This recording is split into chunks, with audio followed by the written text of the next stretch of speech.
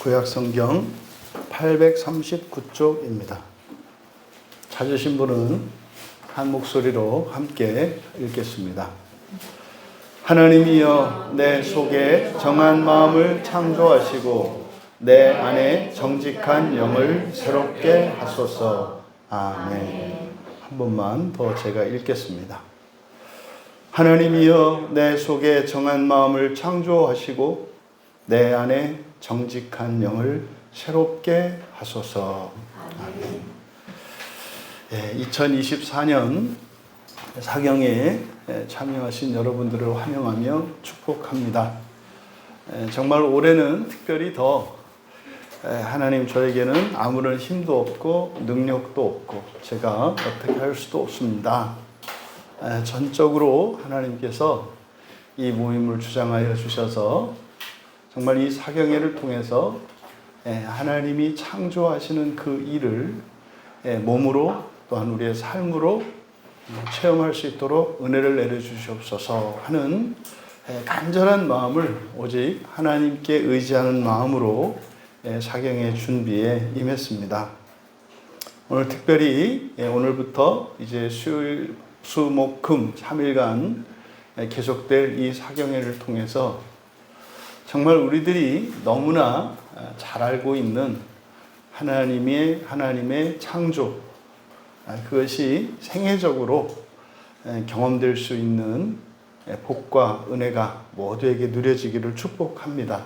그래서 이 사경의 이후로 정말 우리를 구원하시고 우리에게 하나님의 생명을 주신 예수 그리스도의 은혜와 그 일을 우리 안에서 계속 이루어가고 계시는 그 성령의 역사가 단 한순간도 잊혀지지 않고 늘 감각되어지며 그렇게 충만한 하나님의 임재 속에서 살아갈 수 있는 그런 전기가 되기를 축복합니다.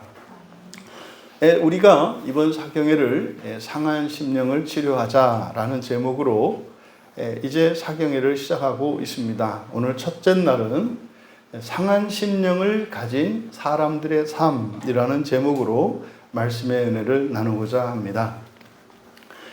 우리가 읽은 시편 51편 10절, 이 배경이 되는 말씀은 사실 사무엘하 11장과 12장 말씀입니다. 이것은 너무나 잘 알려진 다윗의 밧세바 범죄 사건입니다.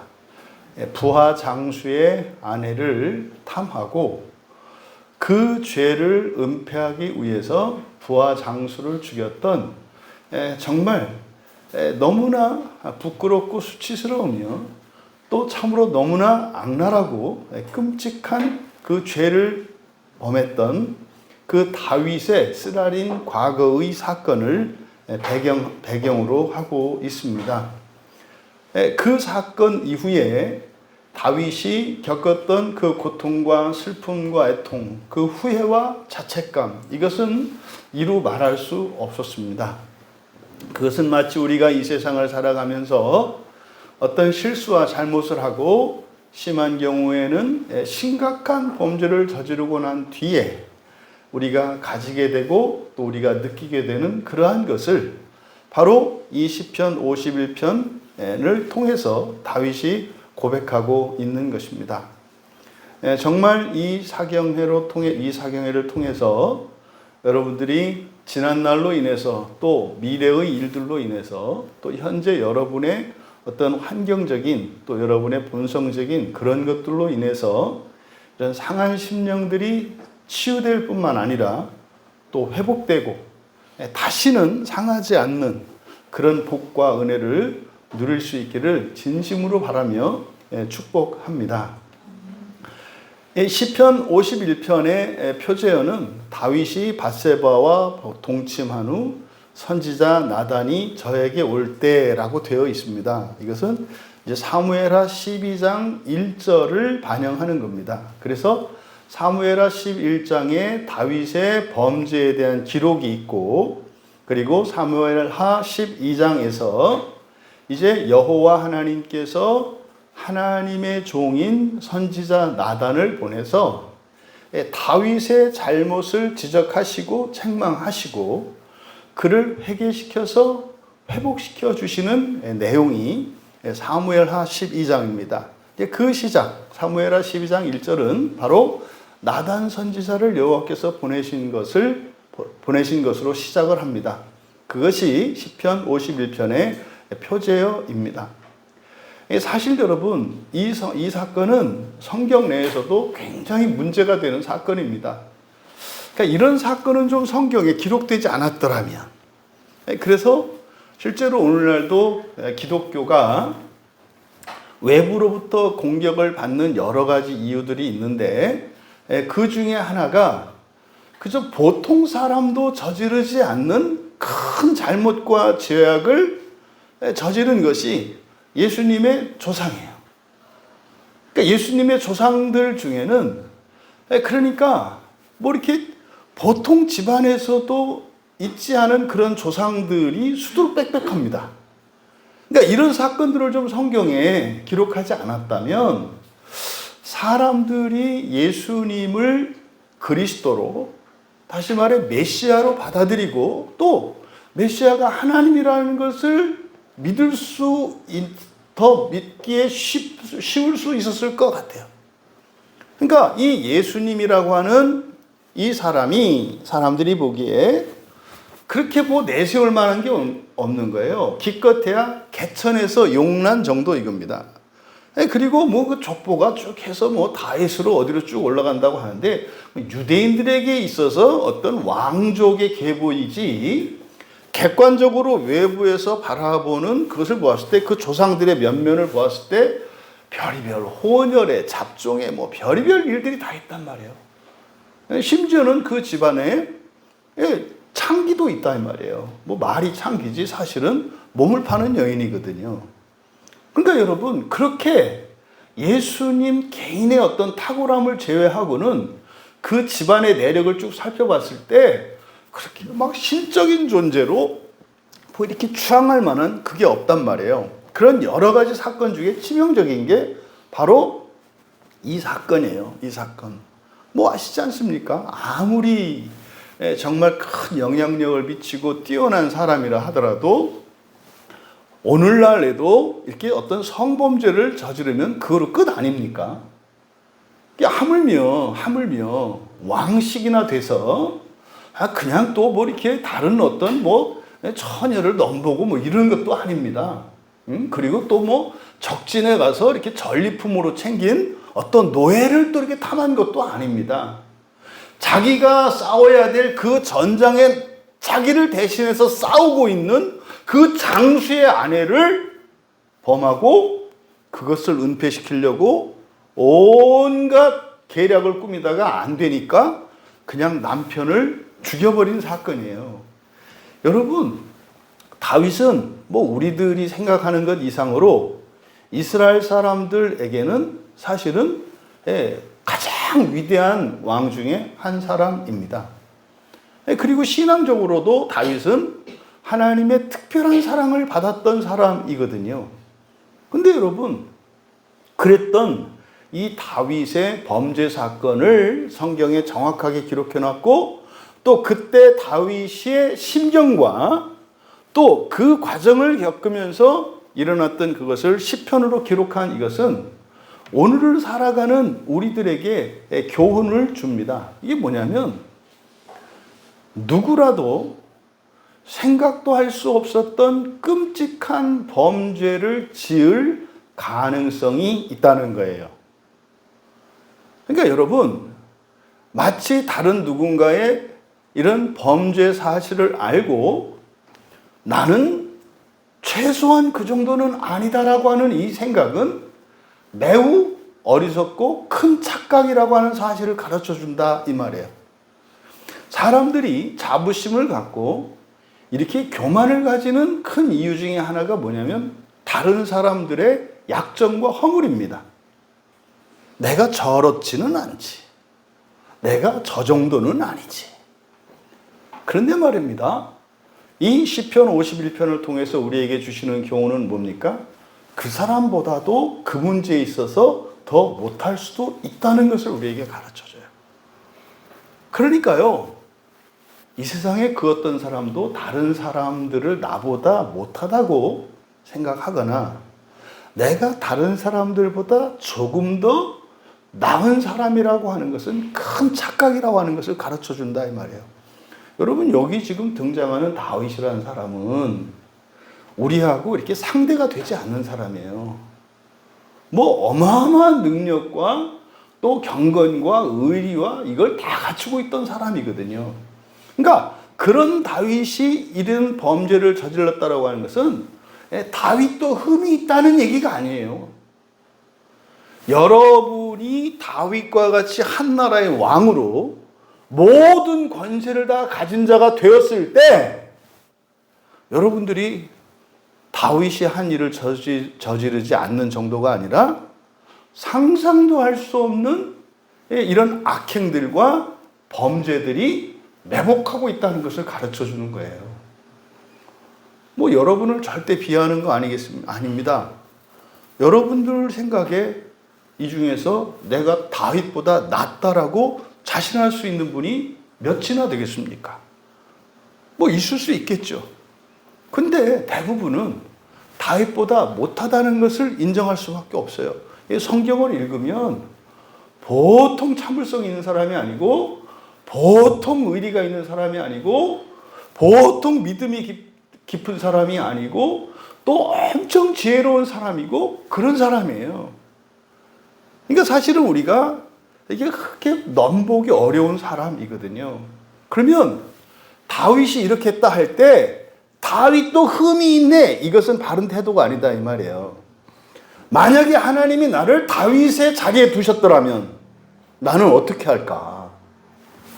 부하장수 한 사람의 아내가 아니라 10명, 100명 이렇게 할 거라는 것을 생각을 하셔야 되는 거예요. 근데 나는 그대로 그냥 온실화초처럼 내비두고 그저 누구의 뭐만 나타나면은 잘못 이렇게 간다 이 말이죠.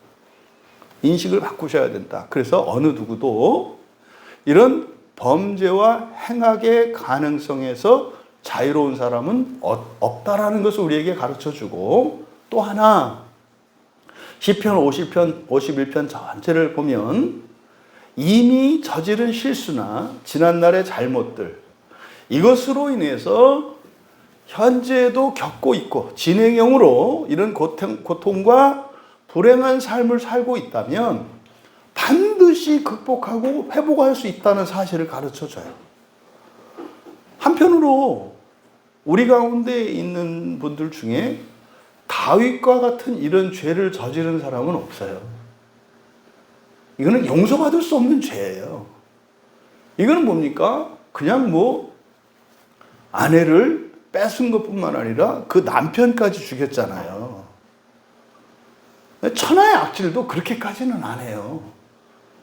자기가 누구를 취하고 그런 일은 안 한다 이 말이에요. 그러니까 최소한 죄 질에 있어서는 너무나 끔찍한 죄를 졌기 때문에,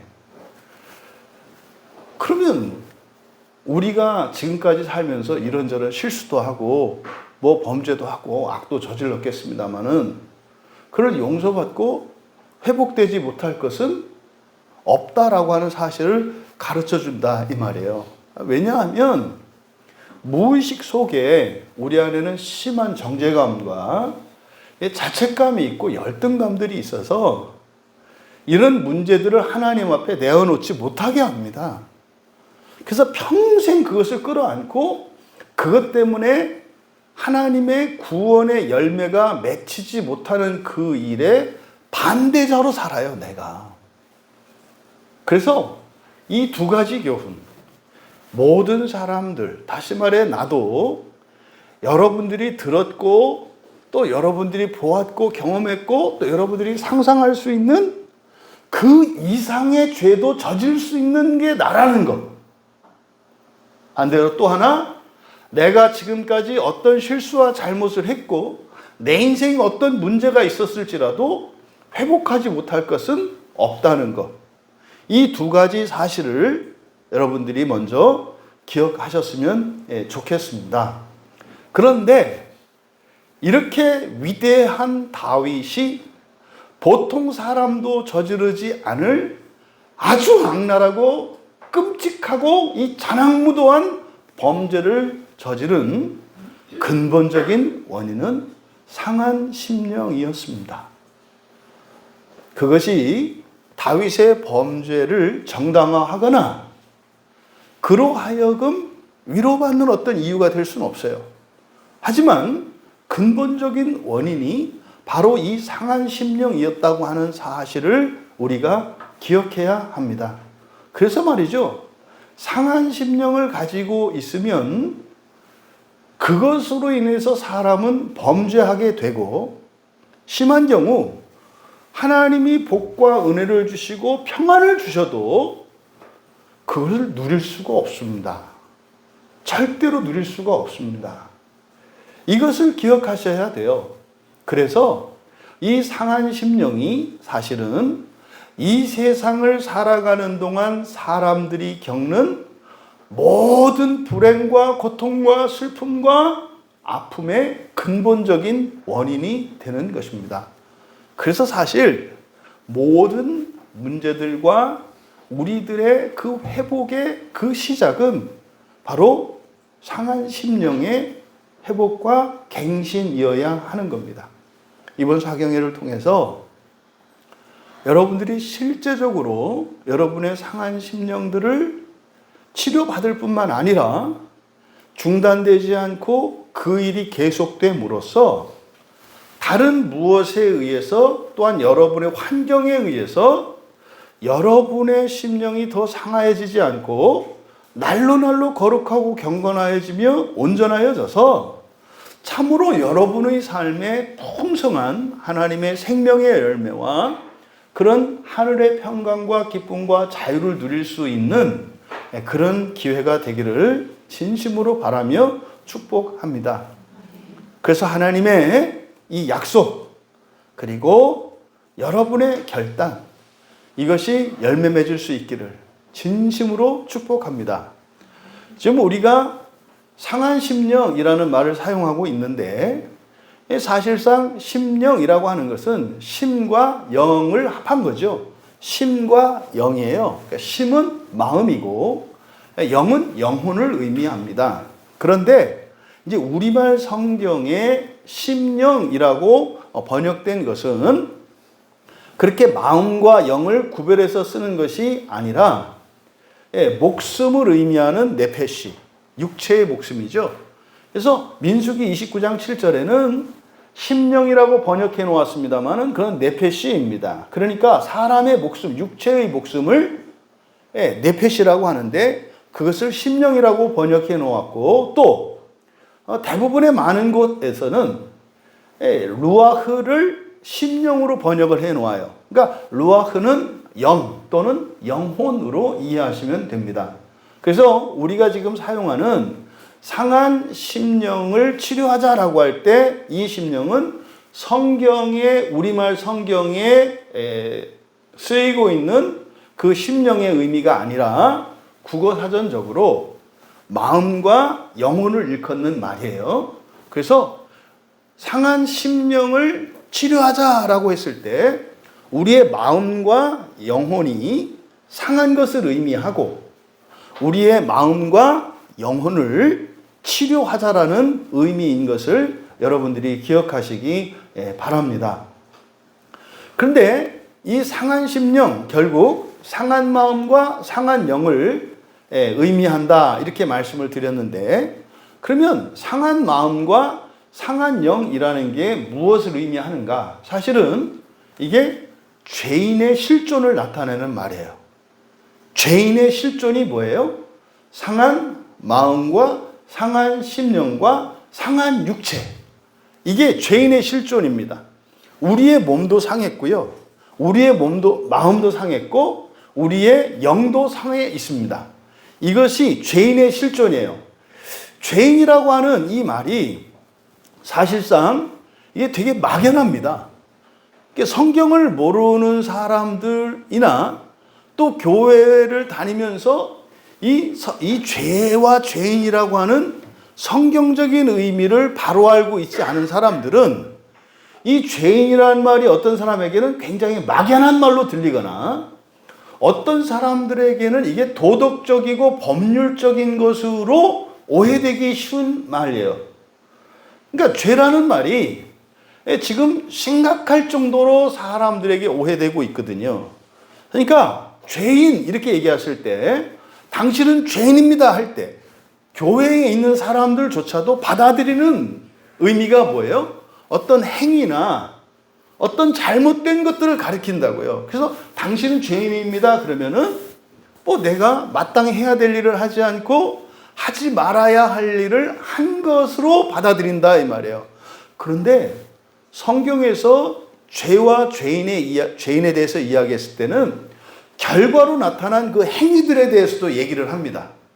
근데 가장 근본적인 것은 그렇게 잘못할 수밖에 없는 존재론적인 결함, 무능력, 이것에도 초점을 맞추고 있어요. 그래서 이 죄라고 하는 말은 뭡니까? 나의 불완전성을 의미한다고요. 누군가가 뭐 이렇게 컵을 깨트렸습니다. 뭐 승질이 나서 그랬든지 실수로 그랬든지 컵을 깨트렸단 말이에요. 이거 죄란 말이에요. 그러면요 피해가 발생하잖아요. 범죄하면 반드시 피해가 일어난다고요. 손해가 일어난다고요. 그러면 회복하려면은 거기에 대가가 따라요. 그리고 대가만 따르는 것이 아니, 그 대가는 물질 그 손해에 대한 회복뿐만 아니라 그 행위 자체에 대한 징벌이 따릅니다. 뭐 야단을 맞든지 욕을 먹든지 그리고 이 컵을 다시 사다가 놔야 이게 회복이 되는 거거든요. 근데 성경은 이것보다 보다 근원적인 죄에 초점을 맞춥니다. 그러니까요, 실수로도 컵을 깨트리지 않는 것, 이것을 의롭다 해요. 그러면 본질적으로 내가 죄를 저지를 가능성이 있는 사람이라면 아무리 조심한다 하더라도 심지어는 환경적으로도 누군가가 나를 밀려서 컵을 떨어뜨릴 수 있잖아요. 제가 중학교 3학년 때 친구 다리에다가 총을 쏜 적이 있어요. 그 공기총이죠, 공기총. 제가 이제 중학교 3학년 때 우리 체육 선생님이 오셨는데 그때 사격부를 처음 만들었어요. 그러니까 이제 뭐 옛날에 제가 이제 총 좀 쐈거든요.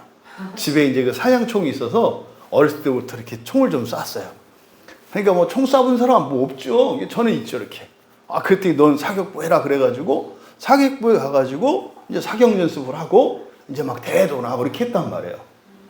근데 이제 선생님이 잠깐 자리를 비운 사이에 그 뭐 하겠어요? 우리끼리 총 갖고 이제 새 잡죠. 새. 참새 잡죠.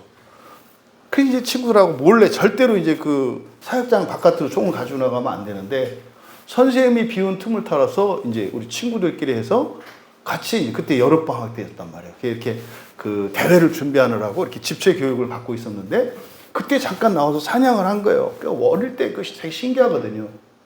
그러다가 이제 딱 해서 새가 딱 떨어져가지고 이제 주우러 갔는데 다른 친구 하나가 이제 언덕 밑으로 새가 떨어져서 제가 이제 총 들고 그 친구랑 딱 그걸 주스러 갔는데 뒤에서 다른 친구가 막 내려오다가 제 어깨를 발로 툭 친 거예요.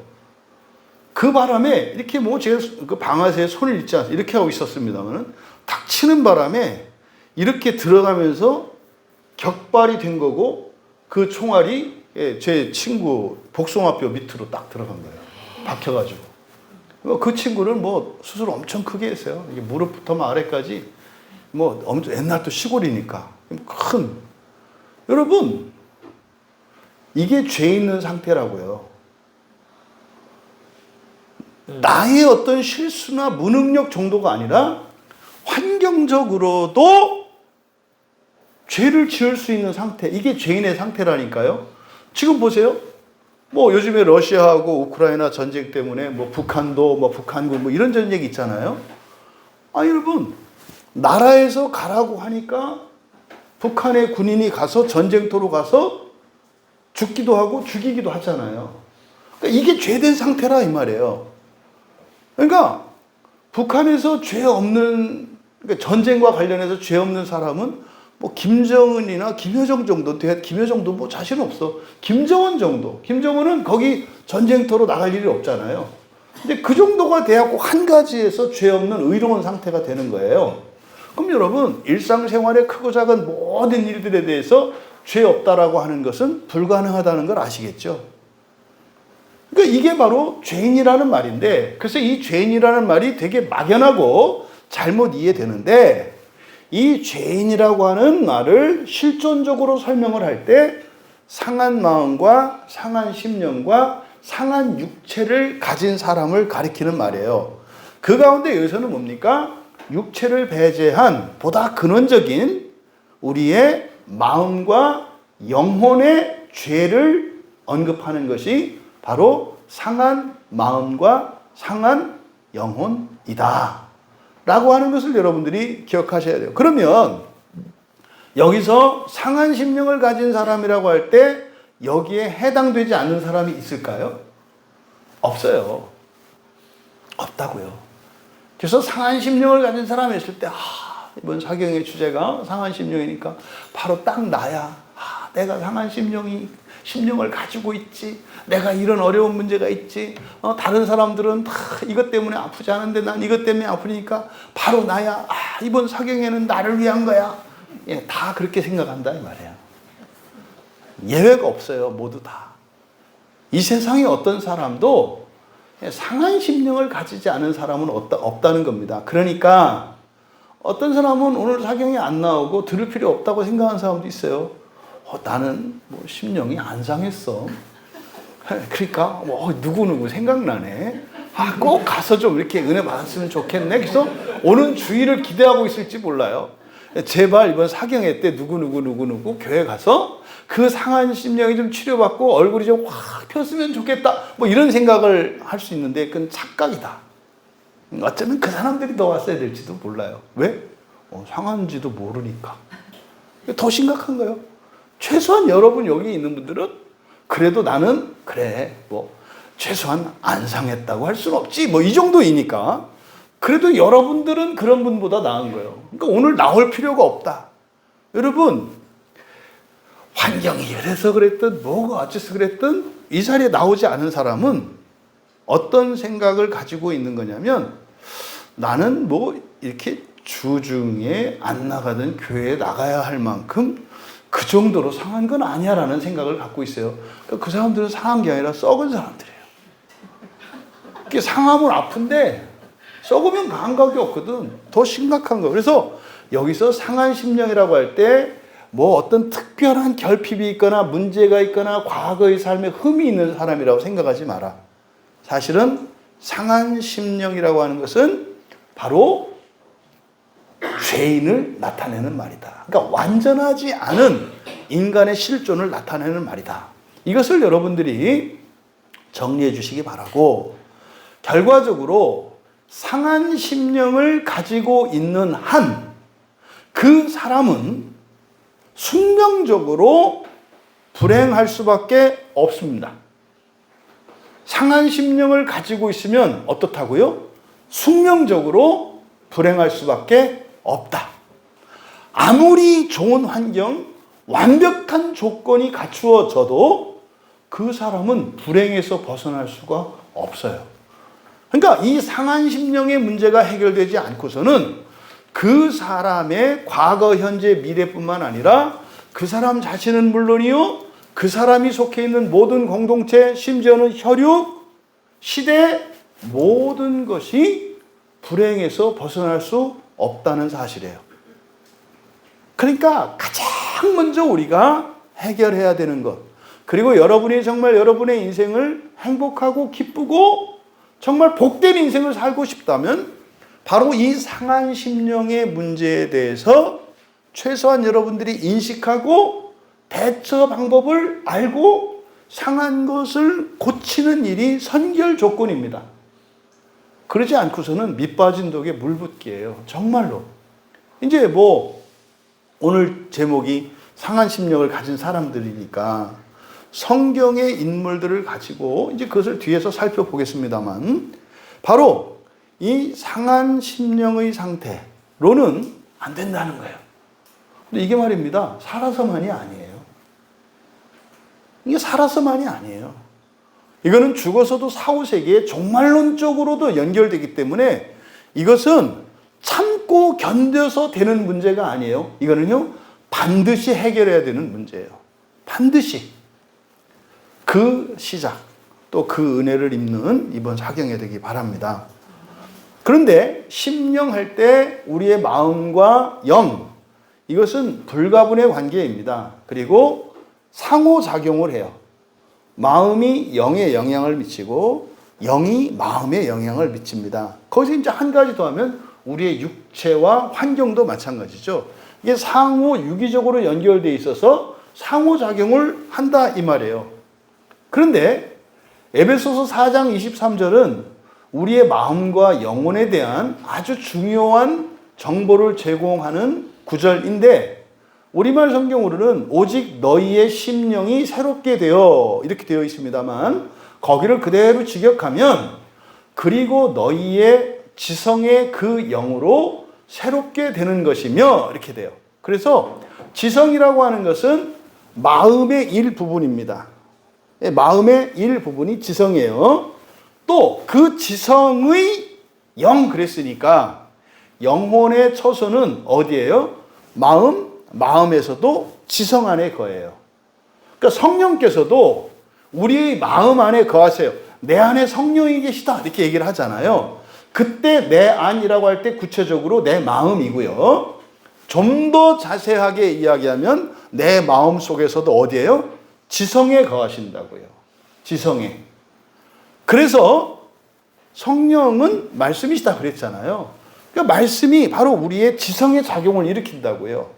그래서 성령의 작용으로만 이 영으로 새롭게 되어질 때에 우리의 마음이 고쳐지고 우리의 마음이 고쳐질 때 우리의 육체와 삶의 환경, 심지어는 모든 시간, 과거, 현재, 미래까지도 변화되는 거예요. 그래서 이 심령, 상한 심령이 고쳐질 때 핵심은 어디예요? 영이라고요. 영. 그러니까 우리의 영을 하나님의 영이 하나님의 말씀으로 진리로 변화시키십니다. 그러면 우리의 영에 일어난 변화가 우리의 지성의 변화를 일으켜요. 지성의 변화를 일으키면 이것이 전인격의 변화를 일으키고 이것이 우리의 본성의 변화까지 나아가는 거예요. 그러니까 이 기계적인 원리, 이것을 여러분들이 이해하고 계셔야 됩니다. 그러면 상한 심령을 가지고 있으면은 뭐 숙명적으로 불행할 수밖에 없다. 그건 개인적인 것이 아니라 공동체적이고 이건 시간을 초월하여 또 내세의 영혼까지 관계되어 있다. 그러니까요, 이 상한 심령이라고 하는 게 사실은 저주받은 인생인 거예요. 이거를 우리가 홀로 해결할 수도 없다 이 말이에요. 왜? 영으로 새롭게 돼야 되니까. 그래서 이미 구약 성경에는 상한 마음과 상한 영을 가진 사람, 다시 말해서 심령이 상한 심령을 가진 사람에 대한 약속이 있어요. 그러니까 뭐요? 저주받을 수밖에 없고 멸망할 수밖에 없고 불행할 수밖에 없는 그런 사람들에 대한 구원의 약속이 성경에 있다 이 말이에요. 그게 시편 34편 18절에 여호와는 마음이 상한 자를 가까이 하시고, 그러니까 마음이 상한 자를 어떻게 하신다고요? 가까이 하시고, 우리말 성경은 가까이 하신다 이렇게 되어 있지만 가까이 계시다요. 붙어 있다 이 말이에요. 그러니까 마음이 상하면 옆에 계신 거예요. 또 충심으로, 이때 충심으로라고 번역한 단어가 루하흐거든요. 그게 충심으로 통회하는 자를 구원하신다. 그러니까 충심으로 통회한다. 이게 이제 영이 상한 것을 나타내요. 그러니까 영이 상한 자를 구원하신다. 그러니까 심령이 상한 심령을 가진 자에 대한 구원에 대한 약속, 가까이 하시고 구원하신다는 약속이 성경에 이미 있어요. 또 시편 51편 17절에는 상해하고 통회하는 마음을 멸시하지 않으신다 그래요. 멸시하지 않는다. 그러니까 상한 상한 심령을 가지고 있다고 해서 하나님이 버리거나 내치거나 하는 일이 있다 없다? 없다예요. 그러니까 영원한 지옥은 이거에 반하는 거예요. 영원한 지옥은 뭡니까? 죄 있는 자를 영원히 폐기시킨다는 거거든요. 그러니까 시편 51편 17절의 말씀만 들어도 그런 일은 일어나지 않는다고 말씀한 거예요. 그러니까요, 51편 17절에서 앞에 뭐라 그러냐면 하나님께서 구하시는 제사는 상한 심령이라 그래요. 이게 무슨 말이냐면 제사는 우리의 무엇을 받으시고 헌신을 받는 게 아니라 제사의 목적이 뭐라고요? 상한 심령을 고쳐주는 거라고요. 사경회를 하고 예배를 드리는 것은 하나님이 창조했고 너희들을 구원했으니까 도리를 해라 이게 아니다 이 말이에요. 이 예배가 있는 것은, 구약의 제사가 있는 것은 무엇을 위한 거라고요? 상한 심령을 고쳐주시기 위해서 있는 거라고요. 왜요? 상한 심령이 회복되지 않으면 하나님이 생명을 주고 복을 주고 은혜를 주셔도 그것 가지고 불행해질 거거든. 이거 못 막아요. 그래서 성전을 세우시고 교회를 세우시고 제사와 예배의 형식들을 통해서 하나님이 우리를 부르셔. 목적은 뭐예요? 받으시옵소서가 아니에요. 그러니까 우리로 하여금 우린 또 이렇게 좀 생색을 내야 오니까 그래 주는 걸로 착각하고 와라. 뭐 어떻게 쓰든지 오기만 해라. 목적이 뭐라고요? 상한 심령을 고쳐주시기 위한 거다 이 말이에요. 그러니까 이미 구약에 이런 약속이 되어 있습니다. 또 한 가지만 더 말씀드리면 이사야서 66장 2절에 보면은 무릇 마음이 가난하고 심령이 통회하며 내 말을 듣고 떠는 자 그 사람은 내가 돌보려니와 돌본다는 약속이 있어요. 돌보겠다는 약속이 있다고요. 말씀드렸잖아요. 상한 심령을 가지고 있으면 숙명적으로 불행할 수밖에 없다고 그랬잖아요. 그러니까 하나님이 돌보지 않으시고는 하나님이 가까이 오셔서 도와주시고 구원해 주시지 않고서는 그 두려운 사망의 그늘에서 벗어날 수가 없는 거예요. 그러니까 하나님이 거기에서 회복에 대한 돌보실 것에 대한 약속이 있다 이 말이에요. 이게 구약에 있는 약속들이에요. 그래서 예수님이 마태복음 5장 3절에서 심령이 가난한 자가 복이 있다라고 한 이유가 바로 그것 때문이에요. 심령이 가난한 게 어떻게 복입니까? 너나 가난하세요. 아니, 상한 심령은 불행할 수밖에 없다고 그러는데 그게 뭐가 복돼요? 그러니까요, 심령이 상한 것은 이거는 숙명적인 저주고 불행이라니까요. 근데 복된 이유는 뭐예요? 이렇게 되면은 반드시 여호와께서 오시니까. 그러니까 내가 이렇게 잠깐 스크래치가 나가지고 이렇게 좀 긁혔어요. 예를 들어서 몸이 내 마음이고 내 영이라면 이렇게 더러워지고 긁혔어요. 그걸 내가 알았어요. 그러면 어떻게 한다는 거예요? 하나님이 오신다는 거예요. 그럼 여러분이 알고 계시는 하나님은 내가 다쳤다고 밴드 하나 붙여주려고 오셨어요. 그러면 어디서 딱 붙여주고 자, 다 했습니다 하고 가겠어요? 어떻게 하시겠어요? 오신 김에 야, 뭐 또 내가 돌봐줄 거 없어? 이러지 않아요? 그러지 않아요? 저번 주 토요일 날 그랬다고 그러던데. 뭐 우리 10주년 감사 기념 예배 드린다고 뭐 지체들 오셔가지고 뭐 이렇게 하려고 왔는데 뭐 하다 보니까 또 뭐요? 뭐 이것저것 뭐 다 꺼내고 뭐 이렇게 하셨다고 그러던데. 하나님이 그러신다 말이에요. 글쎄요, 심령이 가난하면 그 자체로는 불행한 거잖아요. 그러니까 역설적이라고요. 힘들어 죽겠는데 뭘 복된대? 그러니까 요 안에 뭐가 생략된 거잖아요. 그러면 이것을 구약의 약속과 관련했을 때 그러면 하나님이 오시니까 그러면 사실은 내가 가지고 있던 문제보다 더 큰 복과 은혜, 횡재를 하게 되니까 복되다고 이야기한다 이 말이에요. 물론 그것의 이제 복된 결과가 뭐냐? 천국이 저희 것이요 이렇게 얘기한단 말이에요. 천국이 저희 것이기 때문에. 그러니까 어떻게 그런 일이 일어나는가가 난 마음 아파 죽겠는데 그 그게 무슨 갑자기 천국. 그러니까 이제 어떻게 생각해요? 아니, 천국은 개나 주고 나는 돈이나 줘라 뭐 이러잖아요. 그러니까 천국이 저희 것이라고 하는 여기에는 그 앞에 어떤 일이 있습니까? 이 상한 현재의 문제나 상처나 이런 것들을 고쳐주실 뿐만 아니라 더 큰 복과 은혜를 주시는데 그저 현세에서의 어떤 회복과 구원 정도가 아니라 종말론적으로 하나님 나라에까지 미친다는 거예요. 그러니까 여러분들이 어떤 일이 딱 생겨서 안 좋은 일이 생겼을 때 그것으로 덜컥하잖아요. 그게 심령이 상하는 거거든요. 여러분 과거의 어떤 문제 때문에 아직도 그거 해결되지 못하고 이해하지 못하고 용서하지 못해서 아프고 힘든 거 있잖아요. 그게 상한 심령이라니까요. 근데 그 하나님이 오셔서 반드시 오신대. 그리고 복으로 바꿔주신대. 근데 왜 안 바뀌어? 바꾸면 안 돼요, 하나님이. 왜요? 너 너무 힘들고 불행하잖아. 그러니까 나 안 힘들고 불행하지 않게 해주세요. 그러니까 내가 도와주려고 하는데 하지 말라 그래. 왜 그래요? 미워해야 되고요. 저주해야 되고요. 그것 때문에, 그러니까 이게 지금 붙어 있거든요. 여러분, 사실상 우리가 과거와 미래에 대한 현재의 조건과 여러분들의 환경에 대한 것 때문에 괴로워하고 힘들어하고 이렇게 있다면 여러분은 능력이 없거나 운이 없거나 돈이 없거나 빽이 없어서가 아니에요. 그것의 근본적인 원인은 뭐예요? 내가 그 불행의 원인을 내려놓으려고 하지 않아요. 이거 기억하셔야 돼요. 지금은 제가 이렇게 설명을 하니까 그런가 보다, 그러지 말아야 되겠다 이렇게 하겠습니다만은 여러분들에게는 그렇게 이해되고 있지 않아요.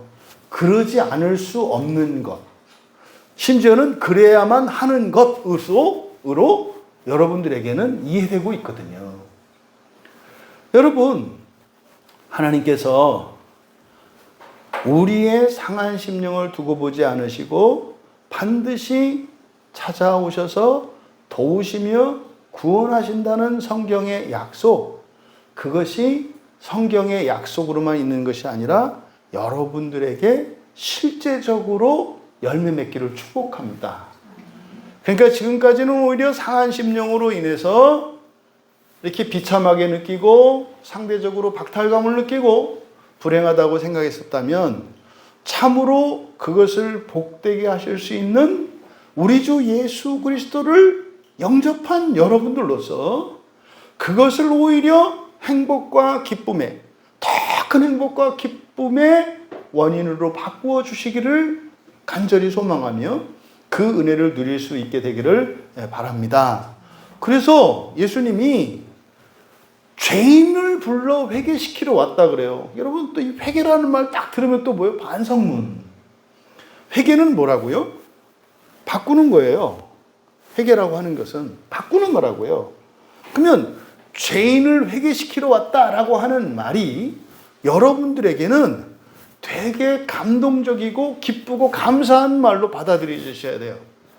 죄인을 회개시키러 오셨다는 것은 벌 주고 버르장머리 고치고 손버릇 고치고 이게 아니에요. 아까 죄는 뭐라 그랬어요? 존재론적인 본성적인 죄가 더 초점이다 그랬잖아요.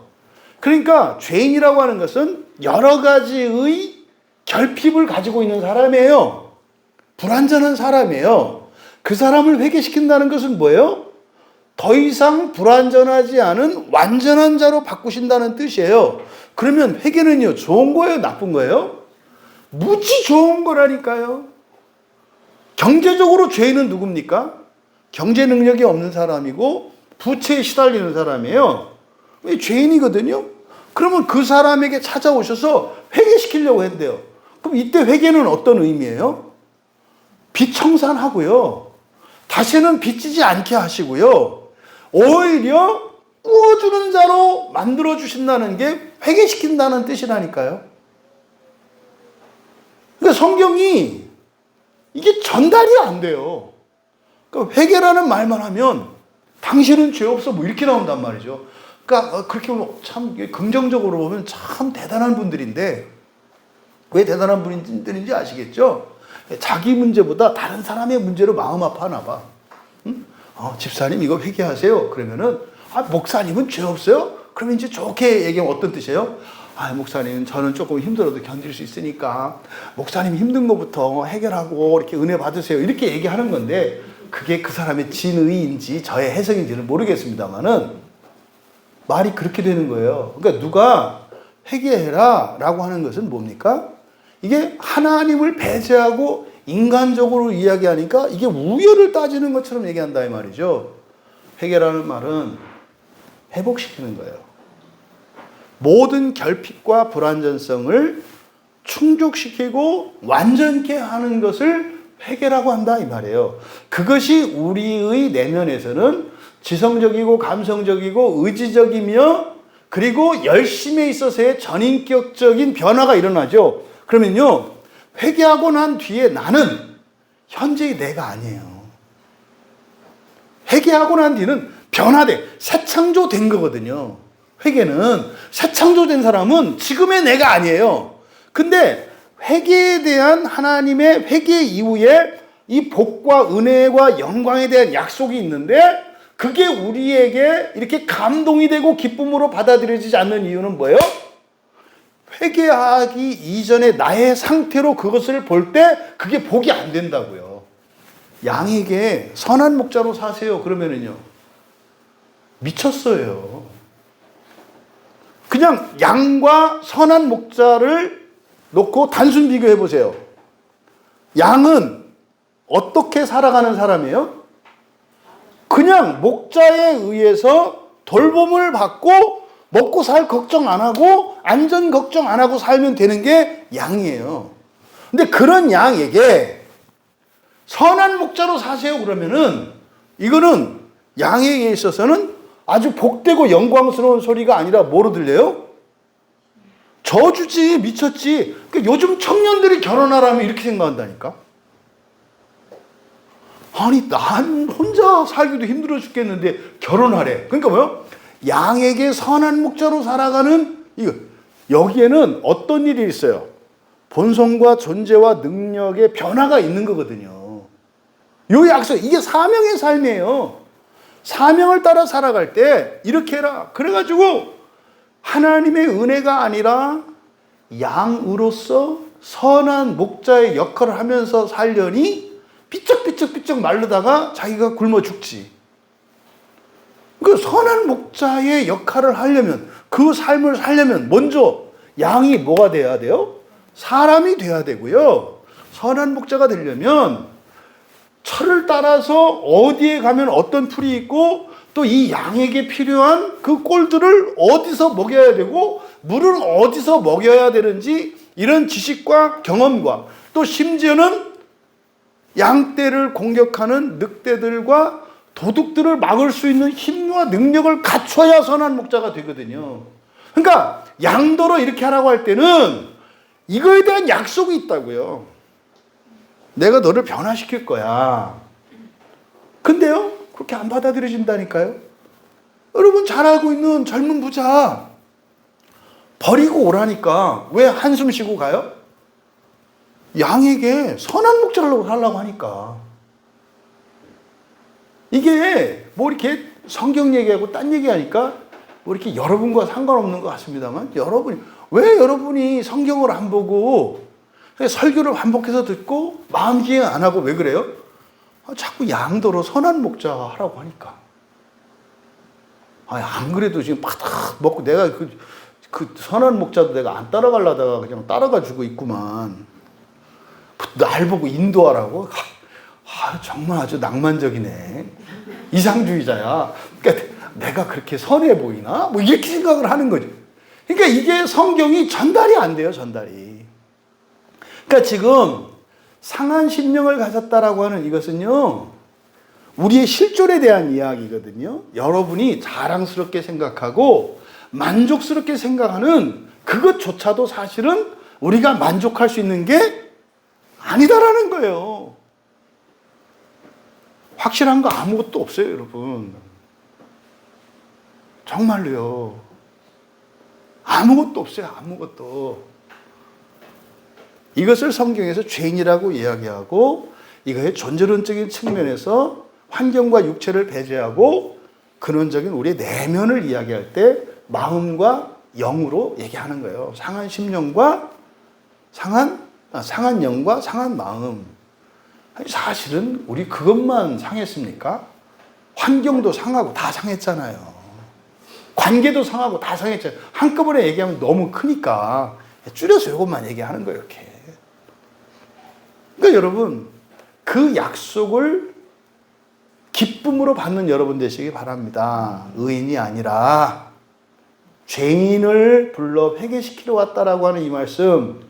그러니까 우리가 교회 나올 때 내 마음이, 내 영이, 나의 육체가, 나의 인생이 상했습니다 라고 하는 고백으로 나오는 거예요.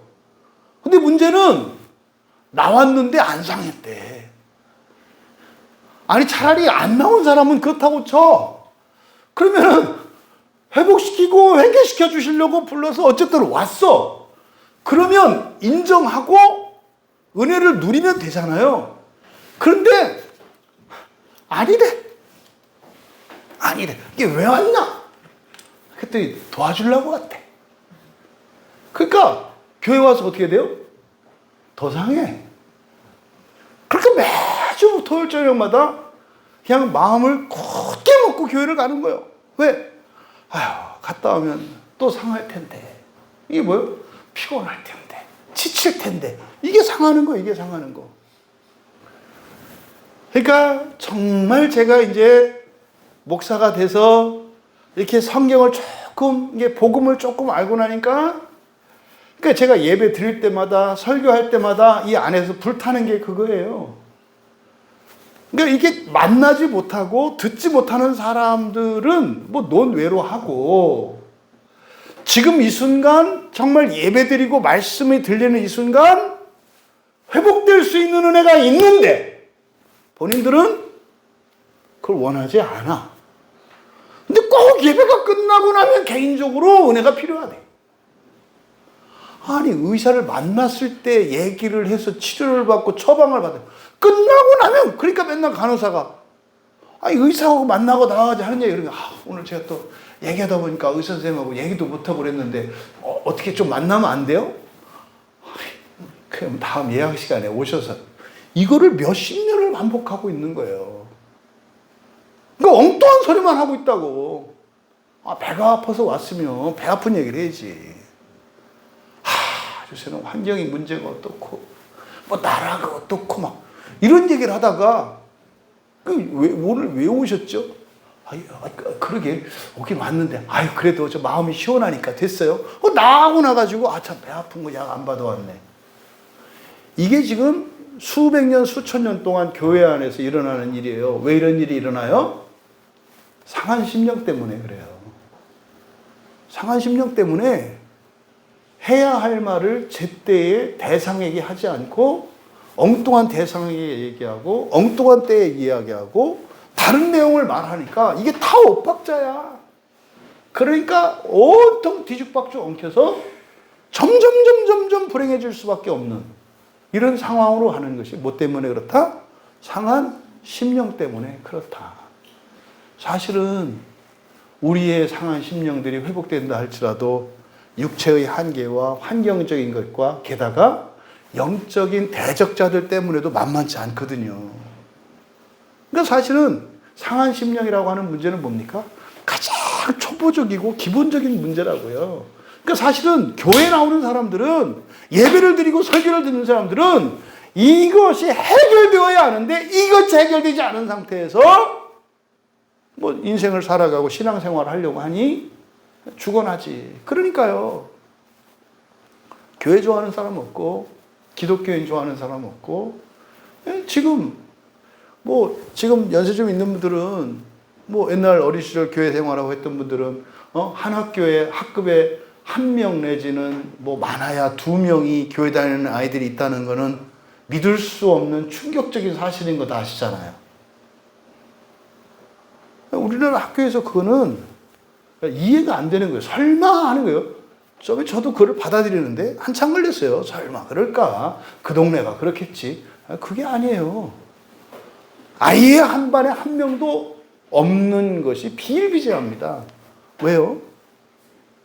이 상한 심령의 문제가 부모들이나 주변에 있는 사람들이 이 근본적인 문제가 해결되지 않은 채 똑같이 번거롭고 불행한 삶을 살아가는 것을 보기 때문인 거죠. 여러분, 예수님께서 그래서 수고하고 무거운 짐진 자들아, 이것이 단순히 인생의 문제만이 아닌 거죠. 이렇게 수고해야 되는, 그리고 무거운 짐을 지고 살아가야 하는 근본적인 이유가 뭐다? 상한 심령 때문이다. 그래서 이 상한 심령은 반드시 고쳐야 한다 이 말이에요. 그래서 이거를 그래서 어떻게 해요? 사람들이 주님을 의지하고 주님께 구원해 주시기를 간구하는 게 아니라 스스로 극복하려고 해요. 이게 세상의 문화고 학문이고 과학이에요. 과학이 발달해요. 이러저러한 문화들이 막 번성해요. 뭐예요? 상한 심령을 스스로 고쳐보겠다고 하는 자구책을 세우는 자구적인 노력이에요. 우리 스스로 해보자 이 말이에요. 하나님이 못 해주시니까. 이게 뭐라 그랬어요? 중세 이 로마 교회의 부패와 타락으로 인해서 하나님 못 믿겠다. 이제 우리가 해보자. 이게 인간 중심적인 그런 세계관으로 바뀌었잖아요. 뭐요? 하나님 믿을 수 없다는 거예요. 왜 하나님 믿을 수 없다고 그랬을까요? 교회에서 상한 심령을 고쳐줘야 하는데 오히려 교회 가면 더 상해. 인생이 꼬여. 그러니까 여러분, 지금 기독교 문화와 기독교인으로 채워졌던 유럽, 교회 다니는 사람이 없어요. 교회 다니는 사람이 없어요. 우리가 하는 개혁주의, 이게 이제 화란의 네덜란드 신학이거든요. 거기 1%도 안 돼요. 기독교인의 인구가. 웃기지 않아요? 근데 그런 나라 가서 신학 공부하러 가는 거는? 그러니까 뭐요? 학문성만 남아있어요. 학문성만. 독일? 아이고, 종교개혁자 루터가 독일 사람 아닙니까? 성경을 그대로 믿는다고? 거기는 유머의 소재예요. 여러분, 하나님의 말씀은 정말 오류가 없는 참된 진리를 담고 있잖아요. 맞아. 농담으로 하는 얘기예요. 왜 그럴까요? 교회를 세우시고 예배를 드리게 하고 경건 생활을 하는 근본적인 목적이 상한 심령을 고쳐주시고 회복시켜주시기 위한 건데 교회에서 그 일을 하지 않아요. 더 이상 그런 은혜의 일들이 일어나지 않아요. 그러니까 교회는 폐기 처분돼야 되는 거죠. 그러니까 사람들이 등을 돌리는 거예요. 아니, 하다못해 김치찌개 하나를 먹어도 정말 다음번에 또 가고 싶은 것은 일부러도 찾아가지 않아요? 아니, 국수 하나를 말아줘도 그 맛을 못 잊어서 버스를 여러 번 갈아타고 심지어는 자기 차를 기름값 쓰면서 찾아가지 않냐 이 말이에요. 그럼 교회는 어떤 곳이어야 할 말이에요. 제발 좀 들여보내주세요. 원래 교회 올라면 번호표 뽑고 와야 된다니까요. 그러니까 어떻게 해요? 안 되니까 전날 밤에 와서 교회 문 열 때까지 밑에다가 돗자리 깔고 기다려야 되는 거예요. 어?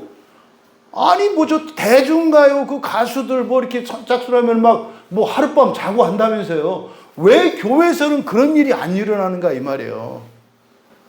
사람들의 잘못이다? 아니요. 상한 심령의 회복이 더 이상 일어나지 않기 때문에 그런 거죠. 여러분, 이것은 누구의 잘잘못을 이야기하는 것이 아니라 하나님께서 성경을 주시고 교회를 세우신 근본적인 목적, 또 하나님의 의도가 잘못되어 있다는 것을 우리가 깨달아야 한다라고 하는 거죠. 그래서 심리적으로 위로를 삼잖아요. 제가 최고 경쟁자로 삼는 게 우리나라에서, 목사로서 경쟁자로 삼는 게 우리나라에 무슨 영웅이라는 가수, 이런 사람들이에요. 그리고 또 이게 노래를 들어보면, 또 힐링이 돼. 이렇게 들어보면. 그러니까, 정말로 완벽한 노래만 하더라도, 그거 보면은 막 기쁨이 있고 막 눈물이 나고 감동이 있어요. 근데 문제는 뭐예요? 공연이 끝나고 난 뒤 썰렁해진다는 거예요. 그래서 또 다음 공연을 기다려야 되잖아요.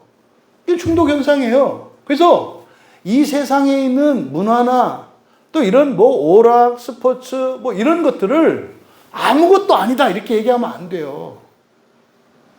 여러분 교회 다니시는 게 재밌으시냐니까.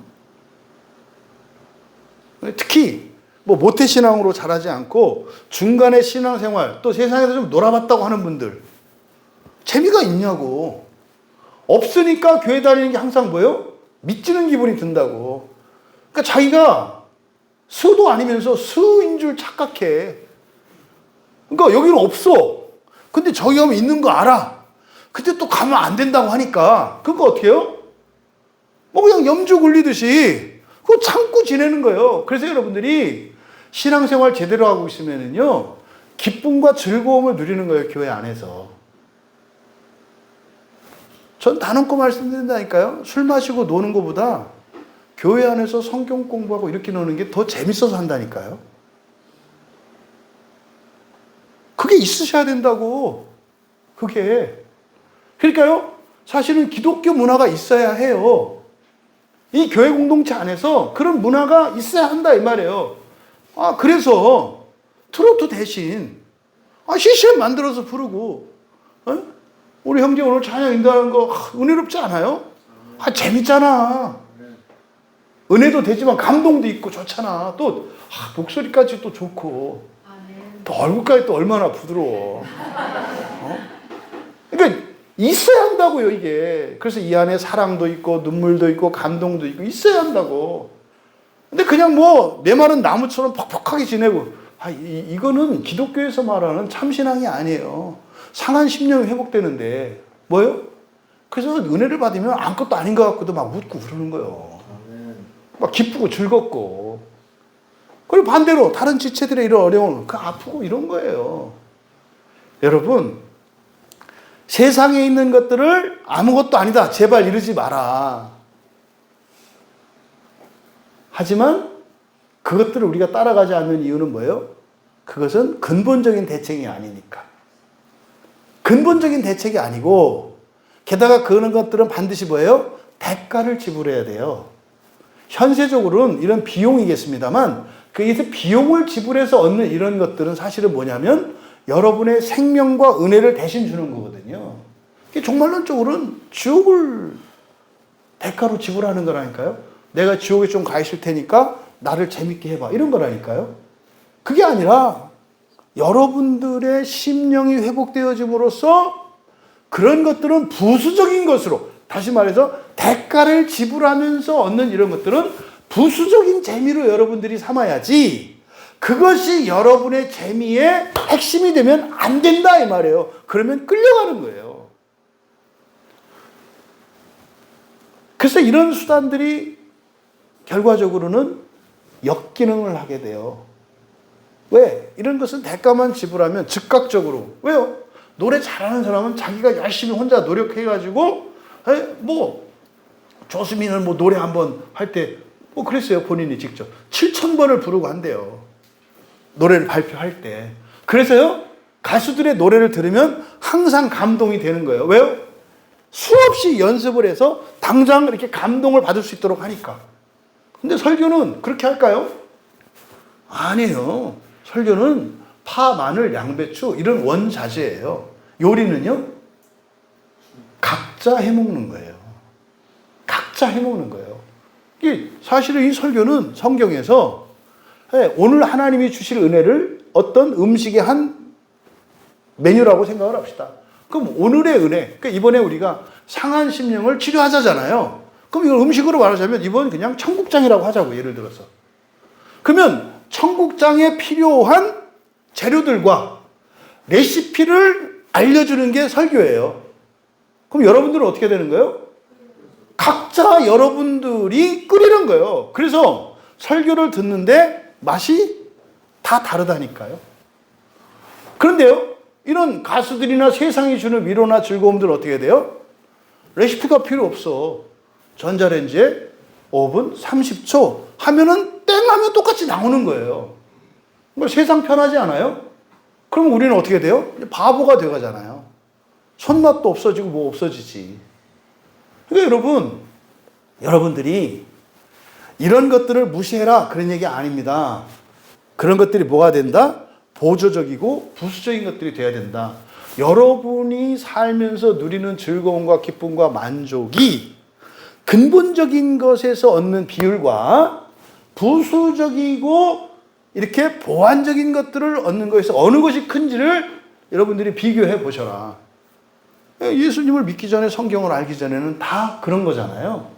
다 대가를 지불해야 되는 것이고 그리고 근본적인 게 아니고 일시적인 것이고 나중에 더 목말라지거든요. 그래서 이거를 여러분들이 생각을 하셔야 된다. 그래서 말씀드리고자 하는 건 뭡니까?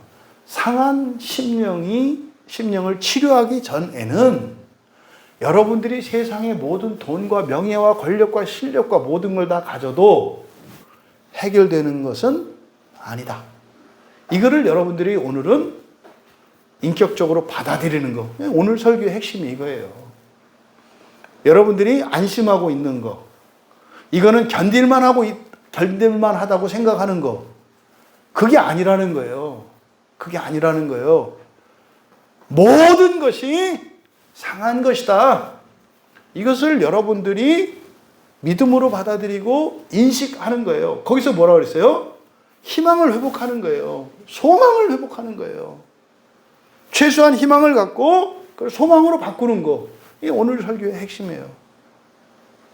나의 한계, 지금까지 살아왔던 반복되었던 운명과 같았던 나의 팔자.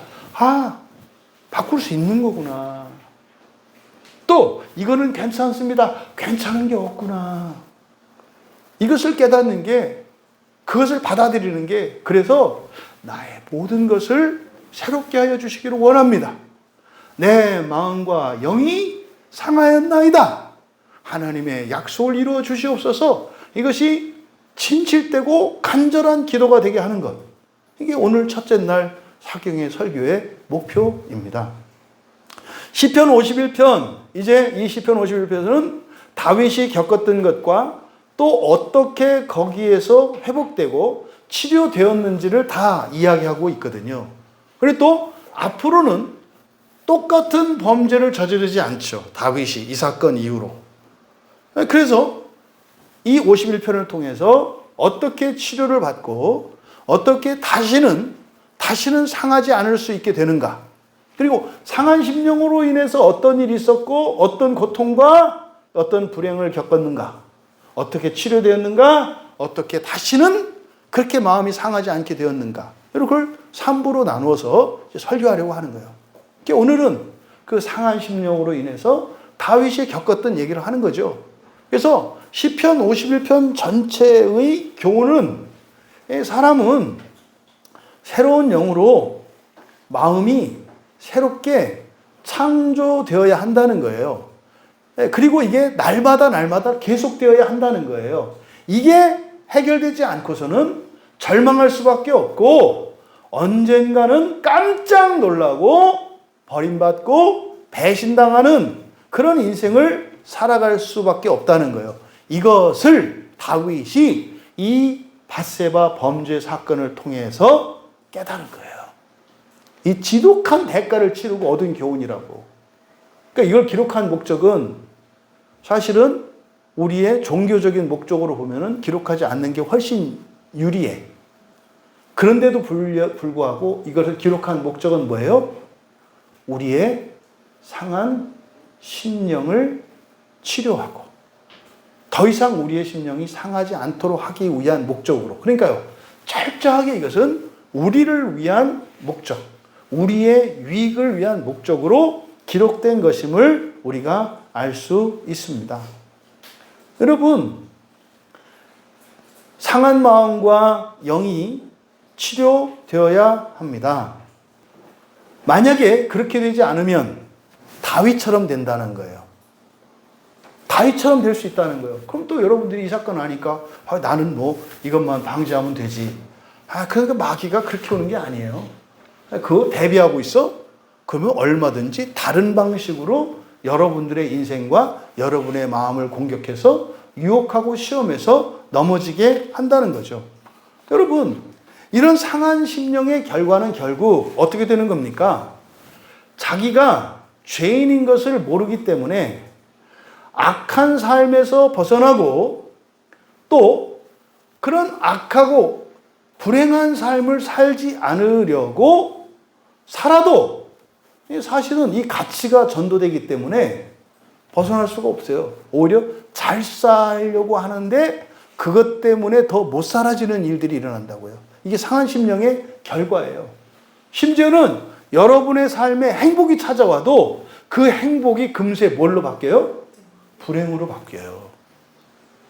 하나님의 복과 선이 여러분에게 와도 이 상한 심령을 가지고 있으면 그것을 금세 저주와 악으로 바꿔버려요. 이게 상한 심령의 결과입니다. 돈이 생기면요, 방탕해질 거고요. 그것 때문에 돈이 없더라면 저지르지 않을 죄들을 저지를 거예요. 여러분들에게 어떤 신분이나 어떤 권력이나 명예 같은 것들이 주어지면 그것 때문에 여러분들이 사람을 해치고 사람 위에서 군림하고 교만해지게 될 거예요. 그래서 상한 심령을 가지고 있으면 누군가가 여러분을 사랑할 때 그 사람이 결국엔 여러분을 미워하게 만들 거예요. 여러분들이 상한 심령을 가지고 있으면 누군가를 사랑하기 위해서 다가갔을 때 그 사람이 상처를 받고 고통을 받게 돼요. 그래서 오히려 원수를 친구로 삼아요. 악한 것을 선으로 착각해요. 저주를 복으로 알아요. 수치와 불명예를 명예와 영광으로 알아요. 여러분, 이거를 어떻게 우리가 극복할 수가 있겠습니까? 그러니까 이 상한 심령이 회복되지 않고서는 여러분의 현세의 삶은 물론이요, 내세의 종말의 삶뿐만 아니라 여러분의 과거는 방치될 뿐이에요. 여러분 억울하지 않으세요? 전 그거 되게 억울해요. 우리가 지금까지 살았던 과거에 여러분들이 마냥 기쁘기만 한 거 아니잖아요. 예? 다 성공적인 거 그런 거 아니잖아요. 여러분의 잘못이든 여러분 주변에 있는 누군가 때문에 해도 있고 손해도 보고 고통도 받고 그러지 않았어요? 근데 어쨌든요, 힘쓰고 살았잖아요. 그게 아무것도 아니라고요? 너무 억울하잖아요. 그거 다 회복시켜야죠. 여러분, 과거에 있었던 모든 것을 말입니다, 완벽한 것으로 바꿀 수 있다니까요. 그 시작이 뭐다? 상한 심령을 치료하는 것이다. 그래서 상한 심령을 치료하는 것은 어떤 경제적인 문제, 관계, 이런 어떤 특정 주제에 관하고 일부 그리고 제한적이고 이런 게 아니에요.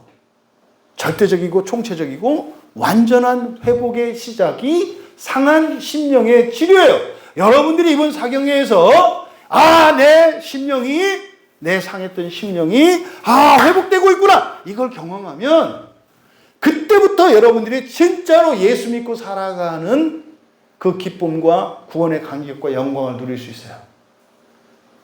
지금까지 살아온 거 후회 안 하셔도 돼요. 예측할 수 없는 미래에 대한 염려, 두려움 없어도 돼요. 오늘로 과거를 다 새롭게 하고 미래를 충분히 준비하면서 살아갈 수가 있어요. 미래뿐만 아니라 죽음 이후까지. 또 여러분 자신뿐만 아니라 최소한 여러분의 가족과 가문 모두를 위해서 여러분들이 살아갈 수 있는 그 선구자적인 위치에 서게 되는 거예요. 그것은 이제 성령의 역사로 일어나겠습니다만, 그 소망이 여러분의 소망이 되고, 정말 우리 최소한 우리 광야교회에 속한 우리 지체들은 진짜 예수를 믿고 살아가는 그 생생한 구원의 삶, 은혜의 삶을 살아갈 수 있기를 축복합니다. 그게 안 되니까 맨날 하나님과 동행하는 삶, 무슨 영적 영성 일기가, 웃기지 마요. 다 허구라고, 허구. 할 수 있는 사람만 하고 될 수 있는 사람만 되고 안 되는 사람은 계속 안 돼요. 그렇게 되는 게 아니에요. 좋은 게 좋은 거다? 아니요. 상한 심령이 치료되지 않고서는 안 돼요. 잘 될 사람은 잘 되고 안 될 사람은 안 된다니까요. 근데 교회는 그게 아니잖아요. 잘 될 수 없는 사람도 잘 되고, 절대로 할 수 없는 사람도 하게 되는 게 교회지 않아요? 그러니까요, 보편적이고 공평한 은혜를 누리면서 살아갈 수 있는 거예요. 근데 왜 그게 안 된다? 상한 심령을 가지고 살아가기 때문에. 상한 심령을 가지고 백날 예배를 드려봐라. 상한 심령을 갖고 백날 열심히 살아봐라. 상한 심령 가지고 백날 1등이 되고 최고 갑부가 되고 돼봐라. 해결이 안 된다니까요. 이 상한 심령을 고치지 않으면 나의 좋은 것으로 내 인생을 망쳐요. 스스로 화를 자초한다 이 말이에요. 두 번째로 예기치 않은 끔찍한 범죄에 노출되어 있어요. 내가 언제 무슨 짓을 할지 모른다 이 말이에요. 내가 일일이 성경 구절들은 안 될게요. 그리고 세 번째로, 그러면 이렇게 상한 심령에 노출된 사람들의 그 결과로 스스로 화를 자초하고 자멸하고, 그리고 예기치 않았던, 그리고 상상도 하지 못했던 이런 죄들을 저지를 수밖에 없는 멸망을 향해 가는 삶, 이런 삶은 상한 심령의 결과라 그랬잖아요. 그러면 그 상한 심령이 고쳐지지 않으면, 이 문제의식을 가지지 않으면 정말 그렇게 되는가? 성경의 인물들이 다 그 증인들이에요. 여러분, 서두에 상한 심령을 가진 것은 특별한 사람이 아니라 모든 사람입니다. 이렇게 말씀을 드렸잖아요. 이거는 아담과 하와가 에덴 동산에서 죄를 범하기 이전에도 예외가 아니에요. 아담과 하와는 완전한 심령을 가진 사람이 아니었어요. 사람이 가지고 있는 심령 자체가 뭐예요? 상한 심령이에요.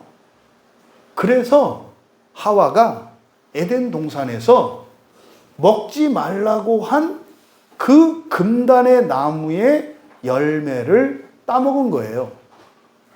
보세요. 아담과 하와가 어떤 인생을 살았나. 하나님이 자유를 제한하고 뭔가 복을 감추어 놓았다고 착각했죠. 그 마귀가 찾아와서 그렇게 얘기한 거 아닙니까? 그래서요, 하와는 좋은 것이라고 생각해서 남편에게 줬잖아요. 근데 그거로 인해서 남편 아담은 어떻게 됐어요? 저주받았어요. 하와가 남편을 괴롭히려고 그렇게 했을까요? 아니에요. 아니에요. 또 아담도 마찬가지죠. 아담도 하와가 준 그것이 절대 먹으면 안 되는 것을 알면서도 왜 먹었어요? 그래, 같이 한번 사건 크게 치자. 뭐 이렇게 했을까요? 아내를 사랑하기 때문에 선의로 받아먹은 거예요. 근데 그 결과는 어떻게 됩니까? 만약에 아담만 먹지 않았더라도 하와의 실수와 잘못이 하와에게 저주가 되거나 화가 되지 않았어요. 근데 하와나 아담이나 좋은 마음으로 그렇게 했단 말이에요. 이게 뭐예요? 이게 상한 심령의 증거다 이 말이에요. 그러니까 왜 낳느냐?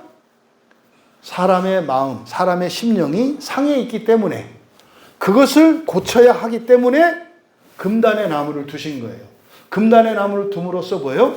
내가 완전한 존재가 아니고 하나님의 말씀에 순종하며 따라야 한다는 것을 가르쳐 주신 거예요. 그러니까 에덴 동산 중앙에 있던 금단의 나무, 따먹지 말라고 했던 그 나무를 두신 것은 어떤 메시지인가요? 너의 심령이 어떻다? 상해 있다라는 뜻이에요. 그래서 어떻게 돼요? 여호와 하나님의 말씀을 받아야 돼요. 그래서 하나님이 오신 거라니까. 에덴 동산에 계속 오시는 이유가 그런가 뭐였던 거예요? 아담과 하와의 심령이 상했기 때문에 그것을 고쳐주시고 도와주시고 구원하시려고 에덴 동산에 드나드셨던 거죠. 그러니까 하와는, 아담은 금단의 나무를 두신 그것을 통해서 내가 하나님의 말씀만 절대적으로 따르고 신뢰하고 기뻐해야 된다는 사실을 기억해야 되는데 그걸 몰랐던 거죠. 그러면요, 그걸 인정하지 않으니까 그 뒤로 어떻게 됐어요? 당장 하와 출산의 고통 겪었죠. 아담, 먹고 살기 위해서 죽어라고 일하는데 절대로 일하는 만큼 대가를 못 받아요. 일하는 것보다 적은 대가를 받게 돼 있어요. 이게 죄의 결과예요. 이 죄라는 게 뭡니까? 상한 심령을 인정하지 않는 거예요. 그뿐입니까? 땅도 그렇게 되지 않았나요? 이게 그러니까 나중에 질서도 막 뒤죽박죽 된다 이 말이에요. 하와 여자의 이름을 지은 게 누구였습니까? 아담이잖아요.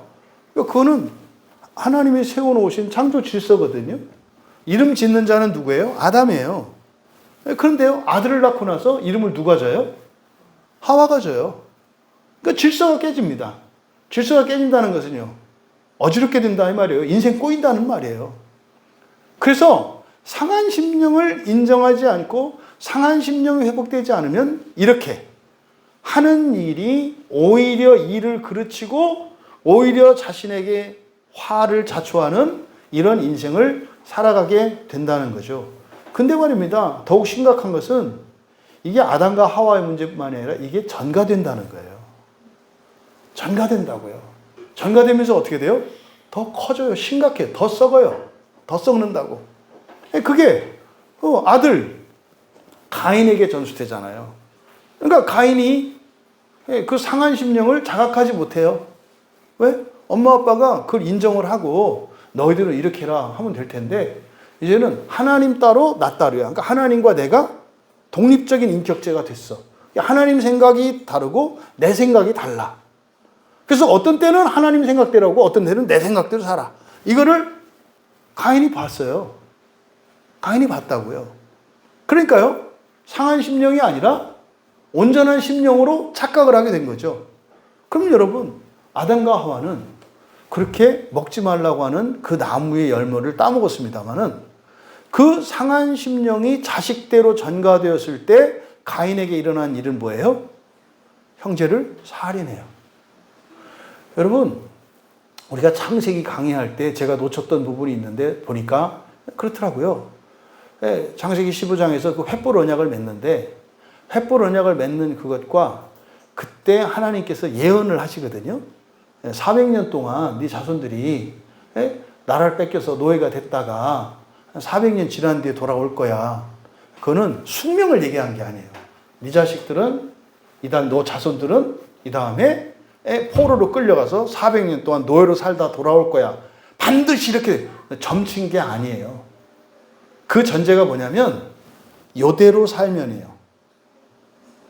아브라함, 네가 상한 심령이 치유되지 않고 요대로 살면, 그리고 내 자손들도 상한 심령을 치료받지 않고 너처럼 요대로 살면, 아브라함의 상한 심령의 핵심이 뭐냐면 두려움이었어요. 흑암이 임할 때 아브라함 마음속에 두려움이 확 들어요. 여러분, 하나님하고 언약을 맺는데 왜 두려움이 와요? 일테면 여러분들이 그런 거예요. 의사를 만나는데 아이씨, 오지나면 어떡하지? 그럼 가지 말아야지. 거기 갔을 때는 뭐예요? 믿을 만한 사람이니까 간 거잖아요. 그럼 어떻게 해야 돼요? 귀담아 듣고 치료에 전념을 해야 된다고요. 그런데 상한 심령을 가진 사람은 막 찾아봐. 또 찾아보고 또 더 찾아보지. 상한 심령이니까. 그러니까 막 철저히 해. 또 막 기도도 하지. 하나님, 제가 이 병원에 가는 게 맞겠습니까? 가래. 몇 걸음 가다 보니까 아니야, 이게 또 진짜 하나님의 음성이신데 또 목사님이 거짓 감정을 했으니까 거짓을 또 막 기도를 해. 그때 또 찜찜해. 아닌가 보다. 그때 이제 기도부터 하려. 집사님들, 제가 어디 병원을 가려고 하는데 제가 확신이 안 서요. 성령의 음성에 귀 기울일 수 있도록 저를 위해서 기도해 주세요. 그랬더니 할렐루야. 그래서 막 전화가 와. 그래. 그때 기도해봤는데 그 하나님 음성 맞아. 맞고 할렐루야. 날짜를 딱 잡았어. 그때 좀 이따 또 전화 와. 또 내가 들어보니까 그 병원에 또 뭐 의료 사고가 있다네. 아닌가 봐. 그렇게 해서 어쨌든 결정하고 갔어. 그래, 믿고 주님을 믿고 가는 거야. 갔어. 이제 대기실 기다리다가 이제 문제 와요. 속에서 아야 소리 나오니까 이제 덥이 이제 두려움이 확 임했어. 어이씨, 오지 못하지. 똑같은 거예요.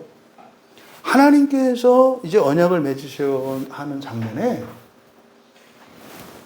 아브라함의 마음속에 두려움이 사실은 불신앙이잖아요. 하나님을 신뢰하지 못하는 거잖아요. 도와주지 못하면 어떡하지? 어둠인데 또 이 솔개한테 뺏기면 어떡하지? 이런저런 생각이 들어요. 이게 두려움이에요. 이게 상한 심령, 이게 상한 심령의 첫 번째 감정이라니까요.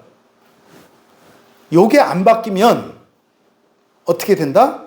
내 자손들이 400년 동안 노예로 살 것이다. 그러면 우리는 성경 얘기 알죠? 아브라함의 자손들이 애굽에서 400년 노예 생활을 해요, 안 해요? 하죠. 그러니까 상한 심령이 고쳐졌어요, 안 고쳐졌어요? 그래서 조금 뒤 가면은 아내 두려움 때문에 아내를 넘겨줘요. 두려움 때문에. 그러니까 이게 상한 심령이 고쳐지지, 그러니까 이 작은 두려움 하나가, 이 상한 심령 요거 하나가 고쳐지지 않으면 자손대로 가면서 어떤 일이 일어나요? 400년의 노예 생활이 있다고.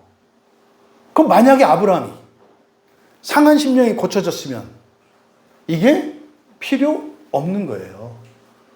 근데 이게 단순히 아브라함 개인의 문제가 아니라 아브라함에게 낳는 모든 자손들에게 죄가 전가가 돼서 아브라함에게 있는 하나의 두려움이 수백만의 두려움으로, 그러니까 대를 이어가면 이어갈수록 두려움이 어떻게 돼요? 커지는 거예요. 그래서 세상이 점점점 악해질 수도 있는 거예요. 근데 세상이 악해지는 것은 하나님이 버려서가 아니라 뭐해서 그래요? 하나님을 믿는 사람들의 상한 심령이 치료되지 않고 그대로 살기 때문에 그렇게 되는 거다 이 말이에요. 여러분, 가인의 가정 보세요. 동생을 막 살인해요. 그리고 사실은 그 뒤에 또 라멕으로까지 이어지잖아요. 네? 가인의 자손 가운데 라멕은 또 이제 한 수 더 뜬다 이 말이에요. 근데 보면 알아요. 가인이 막 하나님 애들이 나 때려서 죽이면 어떡해요? 날 좀 도와주세요. 그래서 인을 주잖아요. 가인을 건드리면 내가 7배로 벌을 줄 것이다. 뭐 누가 때리려면 너 나 때리고 7배 맞을래? 뭐 이렇게 이제 하는 거잖아요. 그러니까 못 때리는 거지. 근데 라멕이 나중에 이제 그 후손했던 라멕이 뭐라 그래요? 아, 그것도 불안해. 7배 갖고 불안해. 이게 뭐야? 자기 마음 같아서는 7배 벌을 받더라도 죽이고 싶을 것 같은 거야. 그래서 어떻게 해요? 77배로 뻥튀기. 이거 뭐야? 두려움이 커진 거예요. 점점 커지는 거예요. 이게 상한 심령의 결과입니다. 그러니까 여러분들이 현재 가지고 있는 이런 상한 심령의 결과물들, 이거 지금 제가 감정, 이 근본 감정을 가지고 이야기합니다만 여러분의 지성과 의지와 이것도 마찬가지예요. 그게 바뀌지 않으면 저주가 예약되어 있다니까요. 반대로 우리 조상 대대로 내려왔던 이런 상한 심령에 유전되어진 것들을 내가 치료할 수 있다면 반대로 어떻게 되는 거예요? 조상과 자손 때에게로 회복의 역사가 일어난 줄 믿습니다. 이게 여러분이 되기를 바라는 거고 예수님이 제자들을 삼으신 이유가 그거예요. 그러니까요, 시간이 좀 늦춰가시고 이렇게 하는 이유는 뭡니까? 좀 늦어져도 상관이 없는 거죠. 중요한 건 뭐예요? 상한 심령이 회복되는 게 중요한 거죠. 그러면 이틀 늦게 가서 뭐 죽게 내버려 두는 것처럼 보일지라도 냉정하고 무인정한 것처럼 보이잖아요. 근데 그 시간을 두심으로써 오히려 그 시간 미리 살려가셔서 이 나사로가 죽지 않게 했을 때 상한 심령이 치료되지 않는다면 오히려 이틀 늦춰서 세상적으로 현실적으로는 불행을 겪는 것 같을지라도 상한 심령이 회복된다면 그게 더 선하고 의로운 게 되는 거죠. 여러분의 삶 속에서 어렵고 힘든 일들이 금방 해결되지 않는 것은 무엇 때문에 그래요? 상한 심령을 회복시키시기 위한 거예요. 근데 그것 때문에 더 상할 수도 있어. 왜? 상한 심령을 갖고 있기 때문에 내 뜻대로 안 하면, 내 뜻대로 안 하면 자기 절대성이잖아요. 노아도 마찬가지입니다. 네, 노아도. 그리고 사실 노아 시대에도 마찬가지죠. 노아 시대의 사람들 보세요. 아니 뭐 홍수가 난대요. 무슨 말인지 못 알아듣잖아요. 왜? 비라는 게 뭔지도 모르니까. 비가 뭔지도 몰라요. 노아 시대. 그러니까 노아 시대 그 홍수가 있기 이전에는 하늘에서 물 떨어지는 거라는 것은 상상할 수가 없는 거예요. 왜요? 원래 에덴 동산의 창세기 2장에 보면 수분은 하늘에서 내려오는 비로 공급되는 게 아니라 땅에서 수분이 올라와서 공급되게 돼 있어요. 원래는. 근데 노아 홍수 사건 이후로 물이 순환을 하면서 비가 돼서 떨어지는 거예요. 그 이전에는 없던 거라고요. 없던 말이에요. 이해할 수 없는 말이에요. 근데 단지 뭐예요? 그냥 나무 갖다 붙여서 만들려고 하는 걸 할 수 있다니까요. 그러니까 노아는 믿음으로 했잖아요. 근데 그나마 그러니까요. 노아는 여호와의 눈에서 은혜를 발견했다. 창세기 강의할 때 말씀드렸죠. 은혜를 입었다라고 번역했는데 은혜를 입었다라고 그러면 어때요? 하나님이 노아를 특별히 사랑하게 되시잖아요. 그러니까 노아가 다른 사람들보다 어떤 사람이어야 되는 거예요? 조금이라도 나은 사람이 되어야 되는 거잖아요. 그러니까 은혜가 뻥이 되는 거예요. 좀 더 나아가지고 은혜를 베풀었으면 그 은혜가 아니지.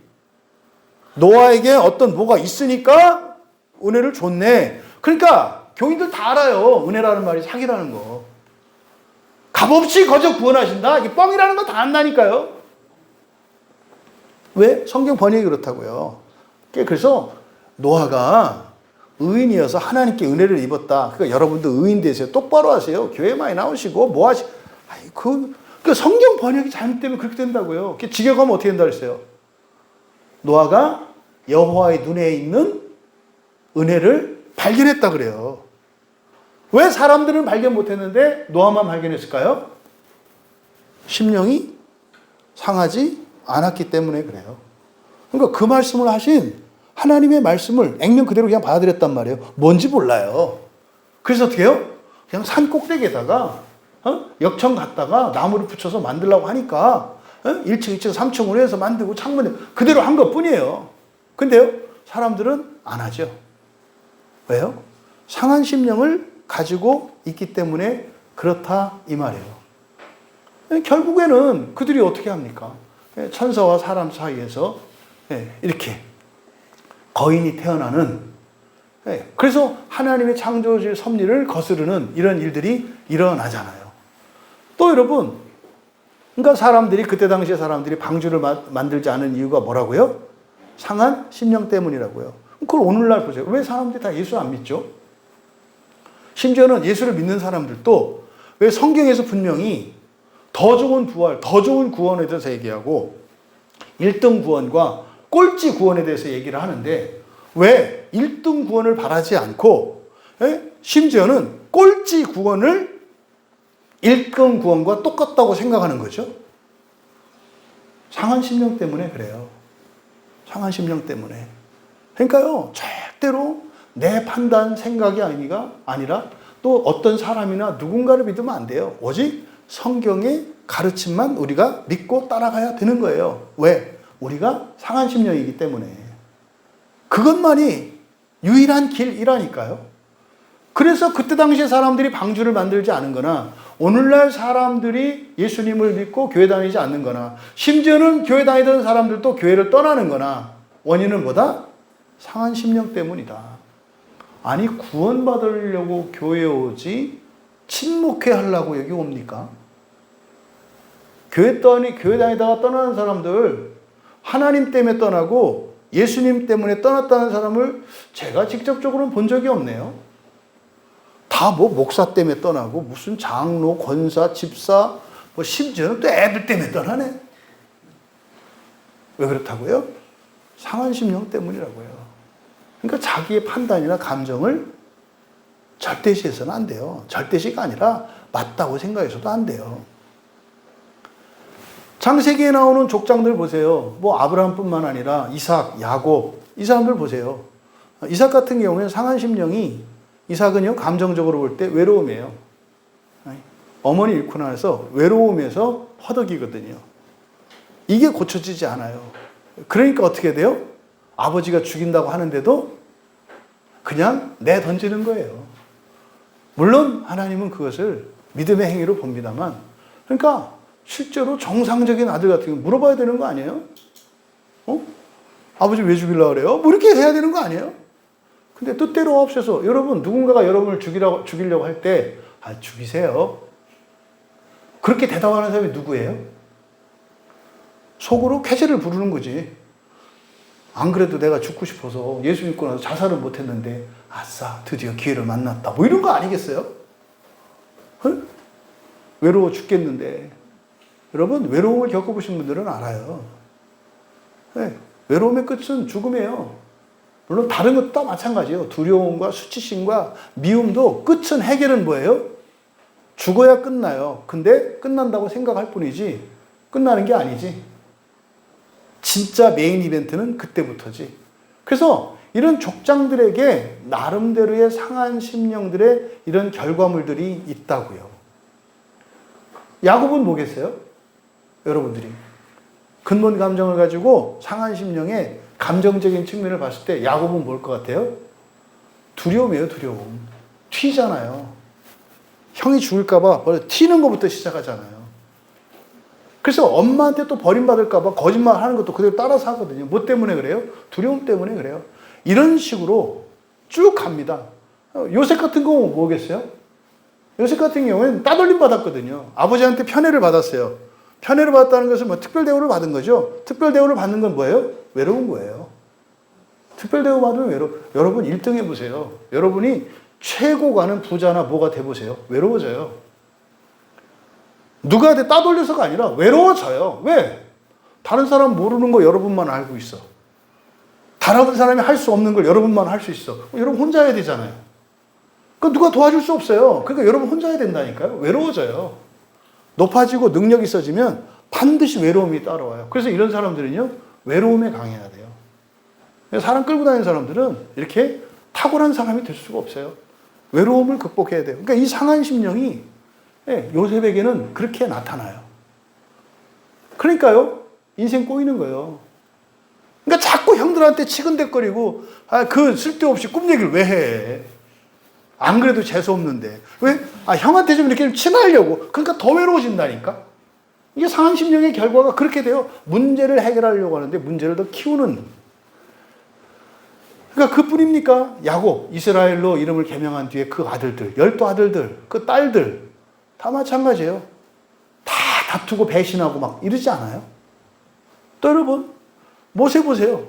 모세는 출생할 때부터 이스라엘의 구원자로 특별히 선택받잖아요. 그런데 그 인생은 어떻게 돼요? 부모로부터 버려지잖아요. 버려져요. 모세도요, 지독한 외로움이 있죠. 지독한 외로움이. 그래서 애굽의 왕자가 돼가지고 민족을 위해서 먼저 하려고 그랬더니 민족이 어떻게 해요? 또 버려요. 또 버림받아요. 그래서 다 그냥 마음 싹 비우고 머리 깎고 중대려고 미디안 광야로 간 거 아니에요. 그래서 그 이드론의 절로 이드로 사로 간 거예요. 이렇게 머리 깎고 중대려고. 응? 그때 왜 또 갑자기 또 대처성이 돼? 십부라고 또 결혼하니까 나중에 어떻게 돼? 또 거기서 버림받잖아요. 외로움이 떠나질 않아요. 이런 감정들과 이런 판단과 이런 것들이 바로 뭐 때문에 그렇다? 상한 심령에 대한 증거예요. 그러니까 알 수 있다 이 말이에요. 그러니까 뭐 해야 된다? 상한 심령이 먼저 고쳐져야 된다. 뭐 광야의 이스라엘, 여호수아, 뭐 사사들, 뭐 요즘 여기 시편 51편이니까 다윗 같은 경우에 다윗 같은 경우에도 이 상한 심령으로 인해서 이런 범죄를 했고, 근데 사실은 이것뿐입니까? 지금 사무엘하 11장 12장은 이제 좀 모든 걸 다 가지고 힘도 좀 갖고 권력도 있고 이제 좀 산전수전 겪고 편안할 때예요. 편안할 때. 그런데 이 편안할 때 왜 그 짓을 하냐고. 근데 다윗의 인생 아시죠? 어렸을 때부터. 다윗은 뭐겠어요? 상한 심령이 외로움이에요. 어렸을 때 보세요. 사울이 정말 사무엘이 이렇게 그 하나님이 특별 너희 그 이새의 아들 가운데에서 특별한 자가 있다 데려오라고 하니까 다윗은 어떻게 나요? 아예 제껴버리잖아요. 요셉하고 정반대예요. 다윗은. 그러니까 혼자 양치고 그러니까 혼자 있었어요. 혼자 집안일 다 하고요. 혼자 허드렛 일 다 해요. 그리고요, 칭찬은 형들이 받아요. 미치는 거예요. 지독한 외로움이에요. 그러니까 어죽하면 애가 할 거 없으면 돌멩이 던지면서 놀았을까? 그거 덕봐가지고, 그러니까 그 돌멩이 던진 그거 뭐 사실은 외로움의 행동이거든요. 새총 싸움하고 한 게 외로워서 그냥 그거라도 하고 놓은 거예요. 그러니까 하나님이 그거를 고쳐주시려고 어떻게 한 거예요? 그걸 가지고 골리앗을 넘어뜨리잖아요. 그럼 이때 다윗이 뭐가 해결됐어야 돼요? 외로움이 해결됐어야 한다고. 아, 그때 하나님이 계셨구나. 근데 이게 해결이 안 돼. 그러니까 어떻게 해요? 외로움에 대한 시험이 계속 오지. 그러니까 목숨을 걸었던 사울로부터 버림받잖아요. 그러니까 이렇게 가는 거예요. 그렇게 형제보다도 더 친했던 요나단과도 또 헤어지잖아요. 뿌립니까? 자식이 반역을 해가지고 자식한테 쫓기잖아요.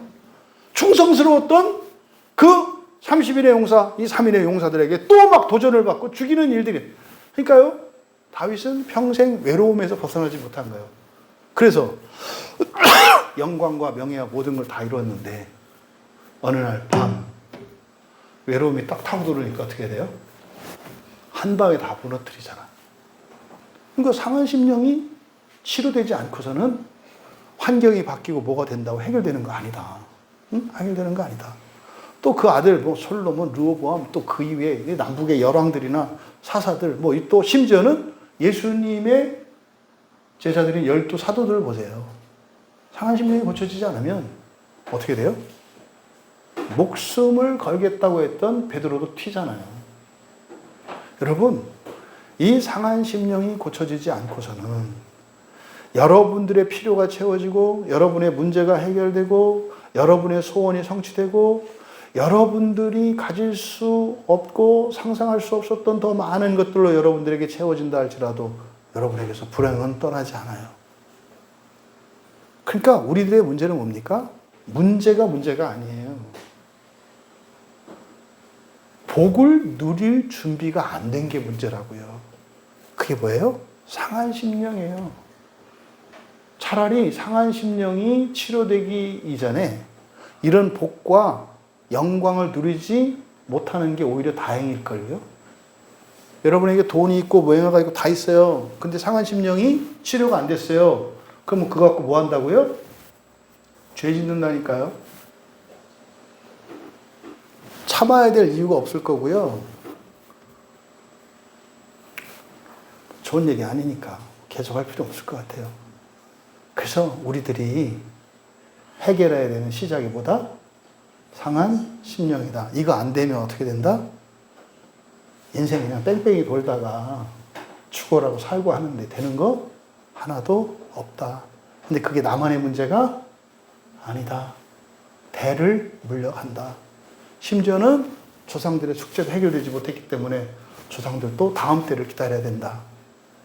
상한 심령을 가진 우리라는 것 인정하고 그것의 치료를 절대적인 것으로 깨닫고 이번 사경의 기간 상한 심령을 다 고칠 수는 없어요. 중요한 건 뭡니까? 시작이에요, 시작. 내 상한 심령의 치료의 시작이 되는 또 그것을 바라고 소원하는 이번 사경회가 되고 그 은혜를 누릴 수 있기를 주님의 이름으로 축원합니다. 우리 함께 우리의 상한 심령을 고치는 것은 성령께서 하시는 일이에요. 왜? 그 일을 위해서 우리 안에 계시니까. 우리가 상한 심령을 가지고 있기 때문에 결국은 성령께서 우리 안에 계시다는 뜻이에요. 성령께서 우리 안에 계신 이유가 우리의 심령이 상했기 때문에 이걸 고치시려고 오려고 하는 거예요. 근데 이거를 방해하는 게 누구라고요? 우리 자신이에요. 왜 여러분은 여러분의 행복과 존귀와 영광을 여러분 스스로 제한하시나요?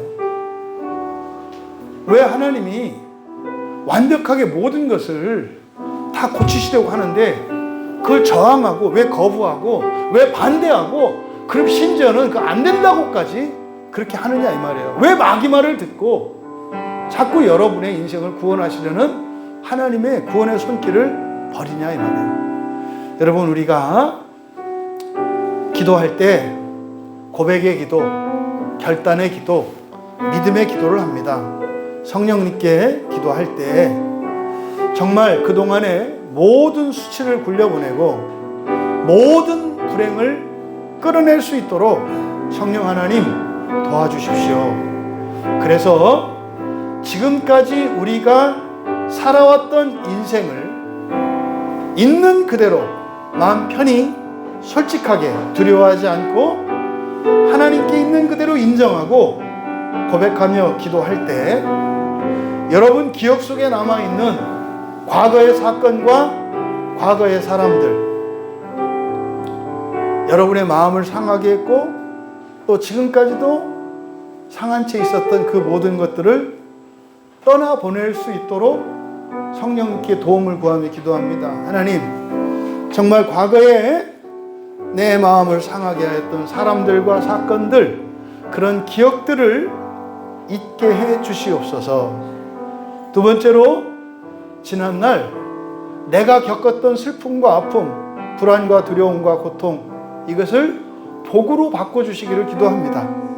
절대로 억울한 과거사로 묻어두는 게 아니라 오히려 거기에서 하나님의 생명의 열매가 맺히는 하나님의 창조의 은혜를 구하며, 하나님, 내가 과거에 살았던 모든, 심지어는 기뻐하였던 그것조차도 불완전한 것이오니 완전한 것으로 바꿔주시기를 원합니다. 기도합시다.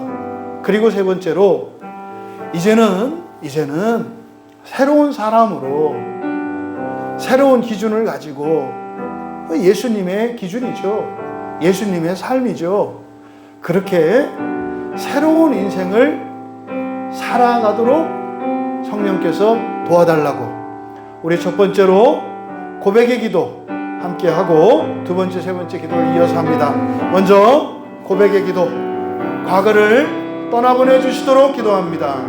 지난날 여러분이 겪었던 아픔과 슬픔을 복으로 바꿔주시도록 기도합니다. 또 이제는 새로운 사람으로 새로운 인생을 살아갈 수 있도록 성령께 은혜를 구하며 함께 고백의 기도를 드리겠습니다. 기도를 드립니다. 결단의 기도.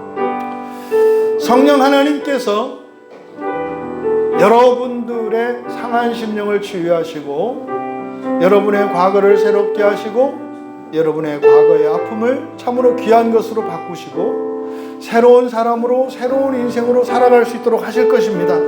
근데요, 거기에는 여러분의 결단이 필요합니다. 성령 하나님은 도우시기 위해서 여러분의 고백만이 아니라 여러분의 결단을 기다리십니다. 여러분이 결단하셔야 합니다. 이 결단조차도 성령을 의지하지 않고서는, 성령 하나님의 절대적인 능력과 그 선과 사랑을 믿지 않고서는 우리가 결단할 수 없어요. 결단할 수 없어요. 그래서 이 결단의 기도를 드릴 때 한 가지 은혜의 수단을 붙들고 놓지 않도록 결단합니다. 성령 하나님이 여러분을 고치실 때 은혜를 사용하세요. 그래서 여러분들에게는 성령 하나님이 여러분의 상한 심령을 고치실 때 은혜가 필요해요. 그것이 여러분의 결단입니다. 은혜를 여러분들이 벌어들이는 게 아니에요. 은혜의 방편, 은혜의 수단을 여러분들이 붙들고 놓지 않는 것, 이건 여러분들이 하셔야 돼요.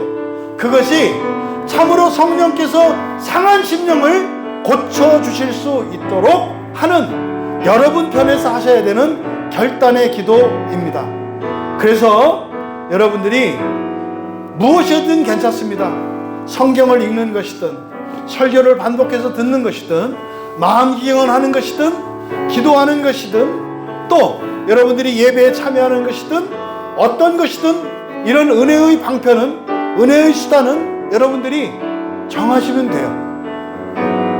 어느 것이 더 좋다 나쁘다가 아니라 한 가지만 붙드시면 돼요. 은혜가 마르지 않으면 되니까. 그래서 이 시간 기도할 때 한 가지 은혜 수단을 붙들고 놓지 않겠습니다. 평생이에요, 평생. 이것만큼은 어떤 일이 있어도 이 은혜의 수단은 놓지 않겠습니다. 이 결단한 것이 여러분의 자연스럽고 본성적인 습관이 될 때까지, 숨 쉬는 것처럼 그런 습관이 될 때까지 노력하기로 결심하시고, 또 여러 가지 시험에서 넘어지지 않도록 극복할 수 있는 힘과 은혜를 위하여 기도할 때, 여러분들이 지금까지 은혜의 수단들을 습관 삼고 완전히 여러분의 것으로 만들 때 중도 포기하였던 그런 것들을 생각하면서 실패의 경험을 떠올리며 기도합니다. 하나님, 다시는 그런 함정, 그런 유혹에 빠지지 않게 하시고 다시는 그런 실패를 반복하지 않도록 도와주시옵소서. 두 번째로, 습관으로 삼지 못했던 취약점이 있어요. 이유가 있다 이 말이에요. 그게 여러분들의 취약점입니다. 여러분, 절대적으로 여러분들이 놓으면 안 되는 은혜의 수단이 있어요. 이거는 무엇으로도 바꿀 수 없어요. 이 절대적인 은혜의 수단, 그것을 습관으로 삼지 못하도록 방해하였던 취약점들이 무엇인가 생각하며 그것을 극복할 수 있도록 은혜를 주시기를 구하며 기도합니다. 그리고 세 번째로, 자각하고도 계속 미루고 포기했던 지난날의 나의 잘못된 행동들, 그런 태도들을 떠올리면서 하나님께 은혜를 구하며 기도할 때 다시는 하나님, 중간에 멈춰 서더라도 그걸 깨닫는 즉시 다시 그것을 붙들고 나갈 수 있도록 하나님 은혜를 내려 주시옵소서. 결단의 기도를 할 때 성령께서 반드시 도우십니다. 하나님, 그동안 내가 실패했던 과거의 경험담들 반복되지 않도록 은혜를 내려주시옵소서. 또 왜 내가 그렇게 포기하고 내려놓았던가, 그 취약점이 무엇인지 생각나게 하시고 그것을 극복할 수 있도록 은혜를 내려주시옵소서. 세 번째로, 현재까지 이미 알고 있고 자각하고 있으면서도 미적지근하게 그냥 미루고 살았던 이것이 얼마나 악하고 미련한 것인지 깨닫고 하나님, 다시 이것이 완전한 나의 호흡과 같이 완전한 습관이 될 때까지 은혜를 내려 주시옵소서. 우리 함께 결단의 기도를 드립니다. 성령께서 반드시 우리의 상한 심령을 치료해 주실 것을 믿으며 믿음의 기도를 드립니다. 비록 우리들이 지금까지 너무나 많은 실패와 좌절과 포기, 게으름 속에 살았지만 성령 하나님께서 저희가 낙심하지 않도록 위로해 주시고 격려해 주시고 믿음을 잃지 않도록 기도할 때, 하나님, 내가 지금껏 그 은혜의 방편, 은혜의 수단을 들었다 놨다 이렇게 방자한 마음으로 살았던 이것 때문에 자학하거나 자책하거나 또 이것 때문에 낙심하고 용기를 잃지 않도록 하나님 이 시간 위로하여 주시옵소서. 용기를 주시고 믿음을 잃지 않도록 성령 하나님 도와주시옵소서. 두 번째로 기도할 때, 과거의 저의 인생을 위로하여 주시옵소서. 과거의 모든 부끄러움, 과거의 모든 두려움, 상한 심령으로 살아왔기에 숙명과 같았던 저의 모든 과거를 하나님 불쌍히 여겨주시고 위로하여 주시고 믿음을 주시옵소서. 그래서 과거와 단절된 새로운 인생을 살아갈 수 있다는 굳건한 믿음을 주시옵소서. 끝으로 기도할 때 하나님 강한 의지와 열심을 주시옵소서. 지금껏 내가 가지고 있었던 의지와 열심, 그것을 뛰어넘는 열심과 굳건한 의지를 주셔서 저 스스로 대견스럽게 여기게 하시고 하나님의 마음을 시원케 하고 기쁘게 여기심을 받을 수 있는 의젓한 그리스도인으로 살 수 있도록 성령 하나님께 믿음의 기도를 드립니다. 기도하고 여러분들이 개인적으로 기도하시고 편안히 개인적으로 돌아가면 되겠습니다.